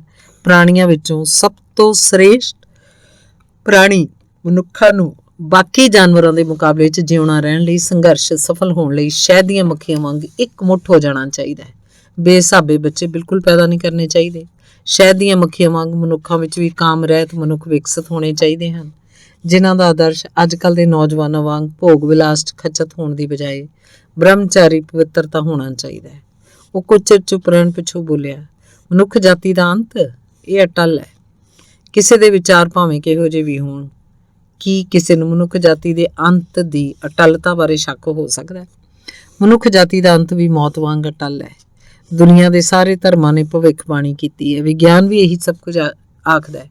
ਇਸ ਵਿੱਚ ਹੈਰਾਨ ਹੋਣ ਵਾਲੀ ਕਿਹੜੀ ਗੱਲ ਹੈ, ਜੇਕਰ ਸਾਰੀਆਂ ਸਦਾਚਾਰਕ ਸਿੱਖਿਆਵਾਂ ਵੀ ਇਹੀ ਕੁਝ ਆਖਦੀਆਂ ਹਨ। ਇਸ ਪਿੱਛੋਂ ਬਹੁਤ ਦੇਰ ਤੱਕ ਚੁੱਪ ਰਿਹਾ। ਉਹਨੇ ਹੋਰ ਚਾਹ ਪੀਤੀ, ਨਵੀਂ ਸਿਗਰਟ ਸੁਲਗਾ ਲਈ, ਸਿਗਰਟ ਕੇਸ ਮੁੜ ਥੈਲੇ 'ਚ ਪਾ ਲਿਆ। ਮੈਂ ਤੁਹਾਡਾ ਭਾਵ ਸਮਝ ਗਿਆ। ਜੇਕਰ ਮੱਤ ਵਾਲਿਆਂ ਦੇ ਵਿਚਾਰ ਵੀ ਅਜਿਹੇ ਹਨ, ਮੈਂ ਆਖਿਆ, ਉਹ ਠੀਕ ਤਾਂ ਹਨ। ਉਹਨੇ ਕਿਹਾ, ਕਾਮ ਵੇਗ ਭਾਵੇਂ ਕਿਸੇ ਵੀ ਰੂਪ 'ਚ ਪ੍ਰਗਟ ਹੋਵੇ ਪਾਪ ਹੈ, ਬੜਾ ਖਤਰਨਾਕ ਪਾਪ। ਇਹਨੂੰ ਉਤੇਜਿਤ ਕਰਨ ਦੀ ਬਜਾਏ ਇਸ ਉੱਪਰ ਜ਼ਬਤ ਰੱਖਣਾ ਚਾਹੀਦਾ ਹੈ। ਬਾਈਬਲ 'ਚ ਲਿਖਿਆ ਹੈ, ਜਿਹੜਾ ਕੋਈ ਕਿਸੇ ਇਸਤਰੀ ਵੱਲ ਵਾਸਨਾ ਭਰੀ ਨਜ਼ਰਾਂ ਨਾਲ ਦੇਖਦਾ ਹੈ, ਉਸ ਨਾਲ ਵਿਭਚਾਰ ਕਰਦਾ ਹੈ। ਇਹ ਸ਼ਬਦ ਸਿਰਫ ਦੂਜੇ ਆਦਮੀਆਂ ਦੀਆਂ ਪਤਨੀਆਂ ਲਈ ਹੀ ਹਨ, ਸਗੋਂ ਸਾਡੀਆਂ ਆਪਣੀਆਂ ਪਤਨੀਆਂ ਵਾਸਤੇ ਵੀ ਹਨ। ਅੰਗ 12ਵਾਂ। ਸਾਡੀ ਦੁਨੀਆ ਦੀ ਤਾਂ ਹਰ ਇੱਕ ਗੱਲ ਹੀ ਉਲਟੀ ਹੈ। ਕੁਵਾਰਪੁਣੇ 'ਚ ਸੰਜਮ ਬ੍ਰਹਮਚਾਰੀ ਦੀ ਪਾਲਣਾ ਕਰਨ ਵਾਲਾ ਆਦਮੀ ਵਿਆਹ ਹੋਣ ਸਾਰ ਅਜਿਹੇ ਸੰਜਮ ਦੀ ਕੋਈ ਲੋੜ ਹੀ ਨਹੀਂ ਸਮਝਦਾ। ਵਿਆਹ ਪਿੱਛੋਂ ਵੱਖ-ਵੱਖ ਥਾਵਾਂ ਦੀਆਂ ਸੈਰਾਂ, ਮਾਪਿਆਂ ਦੀ ਸਹਿਮਤੀ ਨਾਲ ਵਿਆਹਤਾ ਜੋੜੀ ਦਾ ਇਕਾਂਤ 'ਚ ਚਲੇ ਜਾਣਾ, ਵਿਭਚਾਰ ਨੂੰ ਪ੍ਰਵਾਨਗੀ ਦੇਣਾ ਨਹੀਂ ਤਾਂ ਹੋਰ ਕੀ ਹੈ।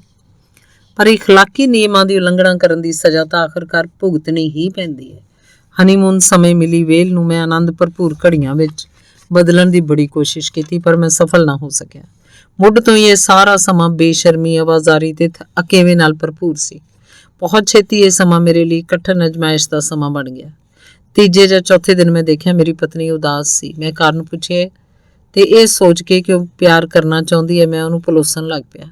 ਪਰ ਉਹਨੇ ਮੇਰੀ ਬਾਂਹ ਪਰੇ ਧੱਕ ਦਿੱਤੀ ਤੇ ਰੋਣ ਲੱਗ ਪਈ। ਪਤਾ ਨਹੀਂ ਕਿਉਂ। ਉਹ ਦੁਖੀ ਸੀ, ਖੁਸ਼ ਨਹੀਂ ਸੀ, ਪਰ ਉਹ ਮੈਨੂੰ ਦੱਸ ਨਹੀਂ ਸੀ ਸਕਦੀ।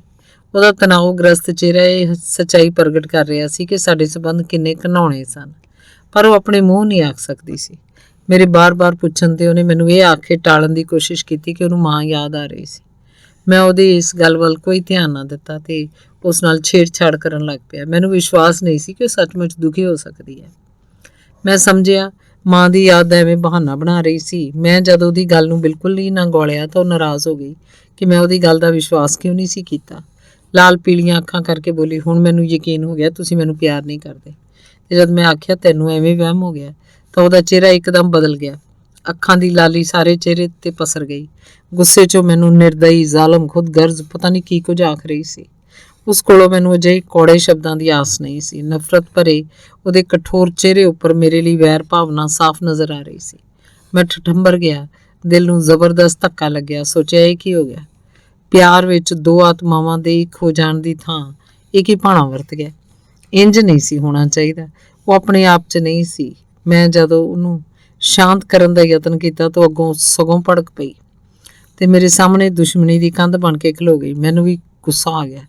ਅਸੀਂ ਇੱਕ ਦੂਜੇ ਨੂੰ ਇੰਨੀਆਂ ਗੰਦੀਆਂ ਗੱਲਾਂ ਆਖੀਆਂ ਕਿ ਉਹਨਾਂ ਬਾਰੇ ਸੋਚ ਕੇ ਵੀ ਸ਼ਰਮ ਆਉਂਦੀ ਹੈ। ਇਹ ਸਾਡੀ ਪਹਿਲੀ ਲੜਾਈ ਸੀ। ਇਸ ਲੜਾਈ ਨੇ ਮੇਰੇ ਉੱਪਰ ਬਹੁਤ ਹੀ ਭਿਆਨਕ ਅਸਰ ਕੀਤਾ। ਮੈਂ ਉਹਨੂੰ ਲੜਾਈ ਆਖਦਾ, ਪਰ ਉਹ ਸਾਡੇ ਵਿਚਕਾਰ ਬਣ ਚੁੱਕੀ ਡੂੰਘੀ ਖਾਈ ਦਾ ਪ੍ਰਗਟਾਵਾ ਸੀ। ਕਾਮ ਵਾਸਨਾ ਦੀ ਤ੍ਰਿਪਤੀ ਹੁੰਦਿਆਂ ਹੀ ਸਾਡਾ ਪਿਆਰ ਕਫੂਰ ਹੋ ਗਿਆ। ਹੁਣ ਅਸੀਂ ਇੱਕ ਦੂਜੇ ਦੇ ਸਾਹਮਣੇ ਖੜੇ ਅਜਿਹੇ ਦੋ ਖੁਦਗਰਜ਼ ਵਿਅਕਤੀ ਸੀ, ਜਿਹੜੇ ਇੱਕ ਦੂਜੇ ਤੋਂ ਵੱਧ ਸੰਤੁਸ਼ਟਤਾ ਪ੍ਰਾਪਤ ਕਰਨ ਦੇ ਲਾਲਚ ਵਿੱਚ ਆਪਣੇ ਅਸਲੀ ਰੂਪ 'ਚ ਨੰਗੇ ਖੜੇ ਸੀ। ਜੋ ਕੁਝ ਉਦੋਂ ਵਾਪਰਿਆ ਮੈਂ ਉਹਨੂੰ ਲੜਾਈ ਆਖਿਆ, ਪਰ ਇਹ ਲੜਾਈ ਨਹੀਂ ਸੀ, ਸਗੋਂ ਸਾਡੇ ਅਸਲੀ ਸਬੰਧਾਂ ਦਾ ਪ੍ਰਗਟਾਵਾ ਸੀ, ਜਿਹੜੇ ਵਾਸ਼ਨਾ ਭਰੀ ਸਰੀਰਾਂ ਦੀ ਖੇਡ ਠੰਡੀ ਹੁੰਦਿਆਂ ਸਾਰ ਨੰਗੇ ਹੋ ਗਏ ਸੀ। ਠੰਡੀ ਦੁਸ਼ਮਣੀ ਦਾ ਇਹ ਰਿਸ਼ਤਾ ਸਾਡਾ ਅਸਲ ਰਿਸ਼ਤਾ ਸੀ। ਮੈਂ ਇਹਨੂੰ ਉਸ ਸਮੇਂ ਅਨੁਭਵ ਨਾ ਕਰ ਸਕਿਆ, ਕਿਉਂਕਿ ਵਾਸ਼ਨਾ ਭਰੇ ਪਿਆਰ ਦੀ ਨਵੀਂ ਛਲ ਨੇ ਇਹਨੂੰ ਮੇਰੀਆਂ ਨਜ਼ਰਾਂ ਤੋਂ ਓਹਲੇ ਕਰ ਦਿੱਤਾ ਸੀ। ਜਿੱਥੇ ਦੋ ਭਾਂਡੇ ਹੁੰਦੇ ਆ ਖੜਕਦੇ ਹੀ ਹੈ। ਸੋਚ ਕੇ ਸੁਲਹ ਸਫਾਈ ਕਰ ਲਈ ਤੇ ਫੈਸਲਾ ਕੀਤਾ ਕਿ ਅੱਗੋਂ ਲਈ ਅਜਿਹੀ ਗੱਲ ਦਾ ਮੌਕਾ ਨਹੀਂ ਦਿਆਂਗਾ। 1 ਮਹੀਨਾ ਮਸਾਂ ਲੰਘਿਆ ਹੋਣਾ, ਅਸੀਂ ਫਿਰ ਇੱਕ ਦੂਜੇ ਤੋਂ ਉਕਤਾ ਗਏ। ਫਿਰ ਇੱਕ ਦੂਜੇ ਦੀ ਲੋੜ ਮੁੱਕ ਗਈ ਪ੍ਰਤੀਤ ਹੋਈ। ਸਿੱਟਾ ਇਹ ਹੋਇਆ ਕਿ ਜਿਹਦਾ ਮੈਨੂੰ ਡਰ ਸੀ, ਅਸੀਂ ਫਿਰ ਲੜ ਪਏ। ਇਹ ਲੜਾਈ ਮੇਰੇ ਲਈ ਪਹਿਲੀ ਲੜਾਈ ਨਾਲੋਂ ਵੀ ਵੱਧ ਦੁਖਦਾਈ ਸੀ। ਸਾਡੀ ਪਹਿਲੀ ਲੜਾਈ ਵੀ ਕੋਈ ਇਤਫਾਕੀਆ ਘਟਨਾ ਨਹੀਂ ਸੀ, ਇਹਨੇ ਤਾਂ ਵਾਪਰਨਾ ਹੀ ਸੀ, ਇਹਨੂੰ ਟਾਲਿਆ ਨਹੀਂ ਸੀ ਜਾ ਸਕਦਾ। ਪਰ ਦੂਜੀ ਲੜਾਈ ਤੋਂ ਮੈਂ ਇਸ ਲਈ ਬਹੁਤ ਦੁਖੀ ਹੋਇਆ, ਕਿਉਂਕਿ ਇਹਦਾ ਕਾਰਨ ਬਿਲਕੁਲ ਨਿਗੂਣਾ ਸੀ। ਪੈਸਿਆਂ ਨਾਲ ਸੰਬੰਧਿਤ ਕੋਈ ਗੱਲ ਸੀ। ਪੈਸੇ ਦੀ ਮੈਂ ਕਦੇ ਪਰਵਾਹ ਨਹੀਂ ਕੀਤੀ ਤੇ ਆਪਣੇ ਵੱਲੋਂ ਮੈਂ ਪਤਨੀ ਨੂੰ ਕਦੇ ਇਸ ਗੱਲੋਂ ਸ਼ਿਕਾਇਤ ਦਾ ਮੌਕਾ ਨਹੀਂ ਸੀ ਦਿੱਤਾ। ਮੈਂ ਕੋਈ ਗੱਲ ਆਖੀ, ਉਹਨੇ ਸਮਝਿਆ ਮੈਂ ਆਪਣੀ ਅਮੀਰੀ ਕਾਰਨ ਉਸ ਤੇ ਰੋਬ ਛਾਂਟਦਾ। ਕਹਿਣ ਲੱਗੀ, ਸਿਰਫ ਤੁਹਾਨੂੰ ਹੀ ਆਪਣਾ ਰੁਪਇਆ ਖਰਚਣ ਦਾ ਅਧਿਕਾਰ ਹੈ। ਇਹੋ ਜਿਹੀਆਂ ਇੱਕ ਦੋ ਹੋਰ ਮੂਰਖਤਾ ਭਰੀਆਂ ਚੁਭਵੀਆਂ ਗੱਲਾਂ ਆਖੀਆਂ ਗਈਆਂ, ਜਿਹੜੀਆਂ ਕਹਿਣੀਆਂ ਉਹਨੂੰ ਸੋਭਦੀਆਂ ਨਹੀਂ ਸੀ। ਸੁਣ ਕੇ ਮੈਨੂੰ ਗੁੱਸਾ ਆ ਗਿਆ। ਮੈਂ ਉਹਨੂੰ ਝਿੜਕ ਕੇ ਆਖਿਆ, ਭਲੀਏ ਲੋਕੇ, ਕਦੇ ਤਾਂ ਅਕਲ ਦੀ ਗੱਲ ਕਰਿਆ ਕਰ। ਅੱਗੋਂ ਬੋਲੀ, ਸਾਰੀ ਦੁਨੀਆ ਦੀ ਅਕਲ ਦਾ ਠੇਕਾ ਤਾਂ ਬਸ ਤੂੰ ਹੀ ਲਿਆ। ਬਸ ਫਿਰ ਕਿਸੇ ਦੋਹਾਂ ਪਾਸਿਓਂ ਸ਼ਬਦੀ ਬਾਣ ਚੱਲਣੇ ਸ਼ੁਰੂ ਹੋ ਗਏ। ਸਾਡਾ ਦੋਹਾਂ ਦਾ ਪਾਰਾ ਅਸਮਾਨੀ ਜਾ ਚੜਿਆ। ਉਹਦੇ ਮੂੰਹ ਅਜਿਹੇ ਦਿਲ ਵਿੰਨਵੇਂ ਬੋਲ ਨਿਕਲੇ, ਜਿਨ੍ਹਾਂ ਵਿੱਚੋਂ ਪਿਆਰ ਰਹਿਤ ਠੰਡੀ ਬੇਤਰਸ ਵੈਰ ਭਾਵਨਾ ਪ੍ਰਗਟ ਹੁੰਦੀ ਸੀ। ਸੁਣ ਕੇ ਮੈਂ ਇੰਨਾ ਦੁਖੀ ਹੋਇਆ, ਇੰਨਾ ਤੜਪਿਆ, ਜ਼ਿੰਦਗੀ 'ਚ ਕਦੇ ਇੰਨਾ ਨਹੀਂ ਤੜਫਿਆ ਸੀ। ਮੈਂ ਹੋਰ ਬੰਦਿਆਂ ਨਾਲ ਵੀ ਲੜ ਪੈਂਦਾ ਸੀ, ਭੈਣ ਭਰਾਵਾਂ ਦੋਸਤਾਂ ਨਾਲ ਲੜ ਪੈਂਦਾ ਸੀ, ਕਦੇ ਕਦੇ ਆਪਣੇ ਬਾਪ ਨਾਲ ਵੀ ਲੜ ਪੈਂਦਾ ਸੀ, ਪਰ ਕਿਸੇ ਨੇ ਵੀ ਕਦੇ ਇਹੋ ਜਿਹੀ ਜ਼ਹਿਰੀਲੀ ਵੈਰ ਭਾਵਨਾ ਦਾ ਪ੍ਰਗਟਾਵਾ ਨਹੀਂ ਕੀਤਾ ਸੀ ਜਿਹੋ ਜਿਹਾ ਉਹ ਕਰ ਰਹੀ ਸੀ। ਲੜਾਈ ਪਿੱਛੋਂ ਛੇਤੀ ਸਾਨੂੰ ਇੱਕ ਦੂਜੇ ਦੀ ਲੋੜ ਮਹਿਸੂਸ ਹੋਣ ਲੱਗ ਪਈ। ਦੁਪਾਸੀ ਪੈਦਾ ਹੋਈ।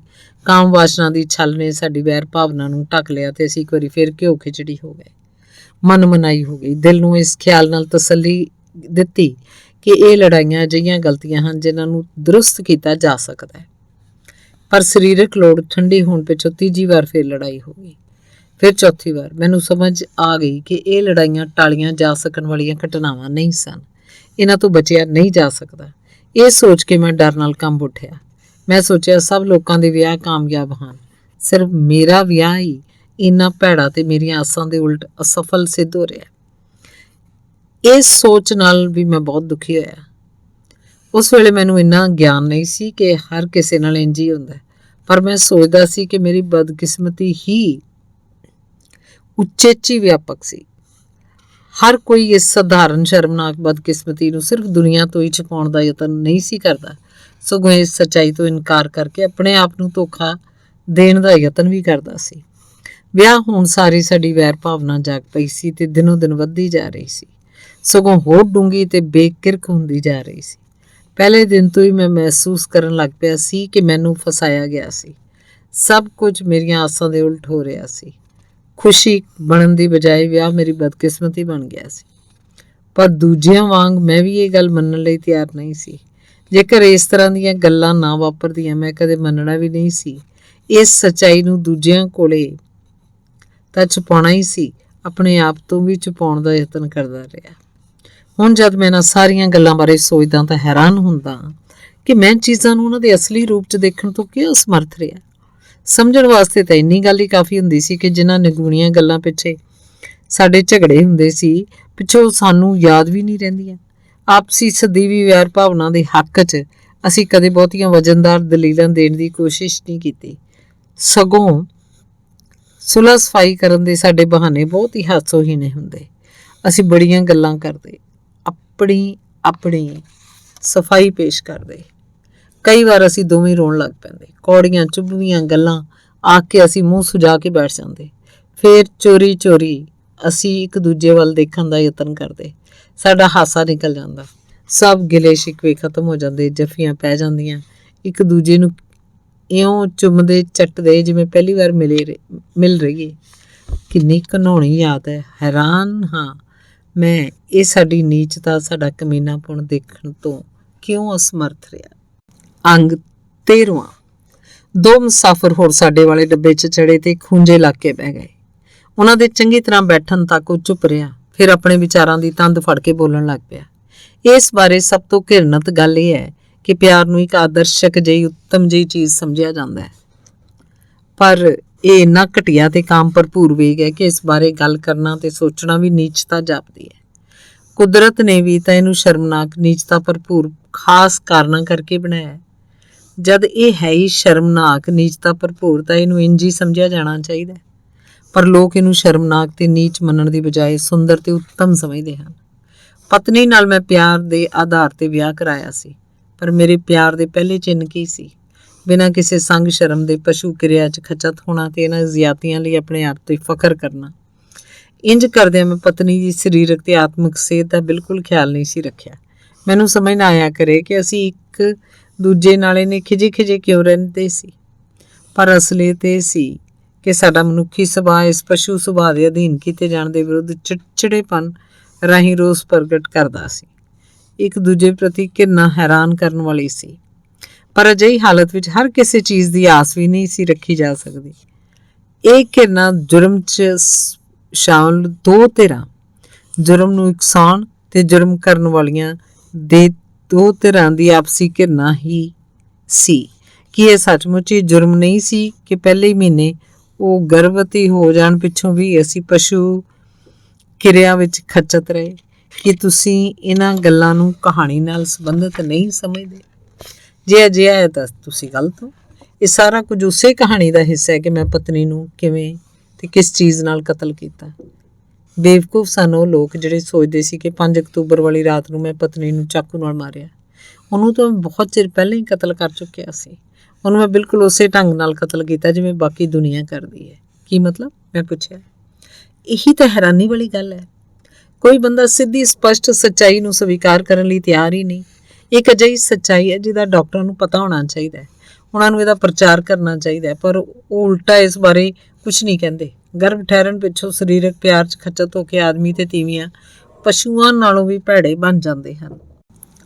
ਇਹ ਸਮਾਂ ਪਾ ਕੇ ਅੰਦਰ ਪਲ ਰਹੇ ਬੱਚੇ ਨੂੰ ਖੁਰਾਕ ਦੇਣ ਦਾ ਸਮਾਂ ਹੁੰਦਾ ਹੈ। ਇਸ ਸਮੇਂ ਸਰੀਰਕ ਪਿਆਰ ਮਾਂ ਤੇ ਬੱਚੇ ਦੋਹਾਂ ਲਈ ਘਾਤਕ ਹੁੰਦਾ ਹੈ। ਇਸ ਕੰਮ ਲਈ ਤੀਵੀਆਂ ਤੇ ਆਦਮੀ ਬਰਾਬਰ ਦੇ ਗੁਨਾਹਗਾਰ ਹਨ।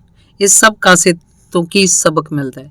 ਇਹ ਗੱਲ ਸੋਚਣ ਲਈ ਬਹੁਤੀ ਅਕਲ ਦੀ ਲੋੜ ਨਹੀਂ ਕਿ ਬੰਦਿਆਂ ਨੂੰ ਵੀ ਪਸ਼ੂਆਂ ਵਾਂਗ ਸੰਜਮ ਵਰਤਣਾ ਚਾਹੀਦਾ ਹੈ, ਪਰ ਸੰਜਮ ਕੋਈ ਵਰਤਦਾ ਨਹੀਂ। ਸਾਇੰਸਦਾਨ ਇੰਨੇ ਸਿਆਣੇ ਹੈ, ਉਹਨਾਂ ਨੇ ਖੂਨ ਵਿੱਚ ਤਰਨ ਵਾਲੇ ਕਣ ਲਿਊਟੋਸਾਈਟਸ ਤਾਂ ਲੱਭ ਲਏ, ਪਰ ਇਸ ਗੱਲ ਦਾ ਇਲਾਜ ਨਹੀਂ ਲੱਭਿਆ। ਘੱਟੋ ਘੱਟ ਮੈਂ ਕਿਸੇ ਦੇ ਮੂੰਹੋਂ ਇਹਦਾ ਜ਼ਿਕਰ ਨਹੀਂ ਸੁਣਿਆ। ਇਸ ਤਰ੍ਹਾਂ ਇਸਤਰੀ ਦੇ ਸਾਹਮਣੇ 2 ਹੀ ਰਾਹ ਹੁੰਦੇ। ਇੱਕ ਰਾਹ ਤਾਂ ਇਹ ਹੈ ਕਿ ਆਪਣੀ ਇਸਤਰੀਅਤ ਭਾਵ ਮਾਂ ਬਣਨ ਦੀ ਯੋਗਤਾ ਨੂੰ ਹੌਲੀ ਹੌਲੀ ਤਬਾਹ ਕਰ ਲਏ, ਤਾਂ ਜੋ ਉਹਦਾ ਪਤੀ ਜਦੋਂ ਚਾਹੇ ਉਸ ਕੋਲੋਂ ਆਨੰਦ ਪ੍ਰਾਪਤ ਕਰ ਸਕੇ। ਦੂਜਾ ਰਾਹ, ਜਿਹਨੂੰ ਰਾਹ ਵੀ ਨਹੀਂ ਆਖਿਆ ਜਾ ਸਕਦਾ, ਇਹ ਹੈ ਕਿ ਦੰਦਾਂ 'ਚ ਜੀਭ ਲੈ ਕੇ ਬੇਕਿਰਕ ਹੋ ਕੇ ਕੁਦਰਤ ਦੇ ਨਿਯਮਾਂ ਦੀ ਉਲੰਘਣਾ ਕਰੇ, ਜਿਵੇਂ ਚੰਗੇ ਆਖੇ ਜਾਂਦੇ ਪਰਿਵਾਰਾਂ 'ਚ ਆਮ ਹੁੰਦਾ ਹੈ। ਮਤਲਬ ਇਹ ਕਿ ਇਸਤਰੀ ਆਪਣੀ ਮਰਜ਼ੀ ਦੇ ਖਿਲਾਫ ਇੱਕੋ ਸਮੇਂ ਗਰਭਵਤੀ ਮਾਂ, ਪਹਿਲੇ ਬੱਚੇ ਦੀ ਖਿਡਾਵੀ ਤੇ ਰਖੇਲ ਵਾਂਗ ਪਤੀ ਦੀ ਹਵਸ ਪੂਰਤੀ ਦਾ ਸਾਧਨ ਬਣ ਕੇ ਰਹੇ। ਅਜਿਹੀ ਨਿਰਦਈ ਸਜ਼ਾ ਨੂੰ ਤਾਂ ਪਸ਼ੂ ਵੀ ਸਵੀਕਾਰ ਨਹੀਂ ਕਰ ਸਕਦੇ। ਇਸਤਰੀ 'ਚ ਇੰਨਾ ਕੁਝ ਬਰਦਾਸ਼ਤ ਕਰਨ ਦੀ ਤਾਕਤ ਨਹੀਂ। ਇਹੀ ਕਾਰਨ ਹੈ ਕਿ ਕੁਲੀਨ ਵਰਗ ਦੀਆਂ ਇਸਤਰੀਆਂ ਛੇਤੀ ਘਬਰਾ ਜਾਣ ਵਾਲੀਆਂ ਤੇ ਹਿਸਟੀਰੀਆ ਦਾ ਸ਼ਿਕਾਰ ਹੋ ਜਾਂਦੀਆਂ, ਜਦਕਿ ਕਿਸਾਨ ਵਰਗ ਦੀਆਂ ਇਸਤਰੀਆਂ ਬੱਕੜਵਾਦ ਕਰਨ ਵਾਲੀਆਂ ਪਾਗਲ ਬਣ ਜਾਂਦੀਆਂ। ਅਸੀਂ ਦੇਖਦੇ ਹਾਂ ਕਿ ਕੁਆਰੀਆਂ ਮਾਸੂਮ ਮੁਟਿਆਰਾਂ ਬੱਕੜਵਾਦ ਕਰਨ ਵਾਲੀਆਂ ਪਾਗਲ ਨਹੀਂ ਹੁੰਦੀਆਂ, ਸਗੋਂ ਵਿਆਹੁਤਾ ਇਸਤਰੀਆਂ ਹੀ ਅਜਿਹੀ ਦਸ਼ਾ ਨੂੰ ਪਹੁੰਚਦੀਆਂ ਹਨ। ਇਹ ਹਾਲਤ ਸਿਰਫ ਸਾਡੇ ਦੇਸ਼ ਦੀਆਂ ਇਸਤਰੀਆਂ ਦੀ ਨਹੀਂ, ਯੂਰਪ ਦੇ ਦੇਸ਼ਾਂ ਦੀਆਂ ਇਸਤਰੀਆਂ ਦਾ ਵੀ ਇਹੀ ਹਾਲ ਹੈ। ਹਸਪਤਾਲ ਅਜਿਹੀਆਂ ਔਰਤਾਂ ਨਾਲ ਭਰੇ ਪਏ ਆ ਜਿਨ੍ਹਾਂ ਨੂੰ ਕੁਦਰਤ ਦੇ ਨਿਯਮਾਂ ਦੀ ਉਲੰਘਣਾ ਕਰਨ ਕਾਰਨ ਹਿਸਟੀਰੀਆ ਦੇ ਦੌਰੇ ਪੈਂਦੇ ਸਨ। ਕੁਝ ਔਰਤਾਂ ਦਾ ਦਿਮਾਗ ਪੂਰੀ ਤਰ੍ਹਾਂ ਹਿੱਲ ਚੁੱਕਿਆ ਹੁੰਦਾ ਹੈ। ਦੁਨੀਆ 'ਚ ਅਜਿਹੀਆਂ ਇਸਤਰੀਆਂ ਦੀ ਵੀ ਘਾਟ ਨਹੀਂ ਜਿਹੜੀਆਂ ਅਜਿਹੀ ਦਸ਼ਾ ਨੂੰ ਨਹੀਂ ਪਹੁੰਚੀਆਂ। ਜ਼ਰਾ ਸੋਚੋ, ਇਸਤਰੀ ਕਿੰਨਾ ਮਹਾਨ ਮਹਿਮਾ ਪੂਰਨ ਕਾਰਜ ਕਰ ਰਹੀ ਹੁੰਦੀ ਹੈ ਜਦੋਂ 9 ਮਹੀਨੇ ਬੱਚੇ ਨੂੰ ਪੇਟ 'ਚ ਰੱਖ ਕੇ ਵਿਕਸਿਤ ਕਰ ਰਹੀ ਹੁੰਦੀ ਹੈ, ਫਿਰ ਉਹਨੂੰ ਜਨਮ ਦੇ ਕੇ ਪਾਲ ਰਹੀ ਹੁੰਦੀ ਹੈ। ਉਹ ਸਾਡੇ ਵਾਰਸਾਂ ਨੂੰ ਜਨਮ ਦਿੰਦੀ ਹੈ ਜਿਨ੍ਹਾਂ ਨੇ ਮਨੁੱਖ ਜਾਤੀ ਨੂੰ ਅੱਗੇ ਲਿਜਾਣਾ ਹੁੰਦਾ ਹੈ। ਪਰ ਇਸ ਪਵਿੱਤਰ ਕੰਮ ਉੱਤੇ ਕਿਹੜੀ ਗੱਲ ਡਾਕਾ ਮਾਰਦੀ ਹੈ? ਉਸ ਬਾਰੇ ਸੋਚ ਕੇ ਹੀ ਕਾਂਬਾ ਛਿੜ ਜਾਂਦਾ ਹੈ। ਇਹਦੇ ਬਾਵਜੂਦ ਲੋਕ ਇਸਤਰੀ ਦੀ ਆਜ਼ਾਦੀ ਤੇ ਉਹਦੇ ਅਧਿਕਾਰਾਂ ਦੀਆਂ ਗੱਲਾਂ ਕਰਦੇ ਆ। ਇਹ ਗੱਲਾਂ ਤਾਂ ਬਿਲਕੁਲ ਉਸੇ ਤਰ੍ਹਾਂ ਹਨ ਜਿਵੇਂ ਇੱਕ ਪਾਸੇ ਤਾਂ ਆਦਮਖੋਰ ਆਪਣੇ ਸ਼ਿਕਾਰ ਨੂੰ ਖਾਣ ਲਈ ਉਹਨੂੰ ਮੋਟਾ ਤਾਜ਼ਾ ਕਰਨ ਦੇ ਨਾਲ ਹੀ ਆਖੀ ਜਾਣ ਉਹਨਾਂ ਨੂੰ ਇਹਦੀ ਆਜ਼ਾਦੀ ਤੇ ਅਧਿਕਾਰਾਂ ਦੀ ਚਿੰਤਾ ਹੈ।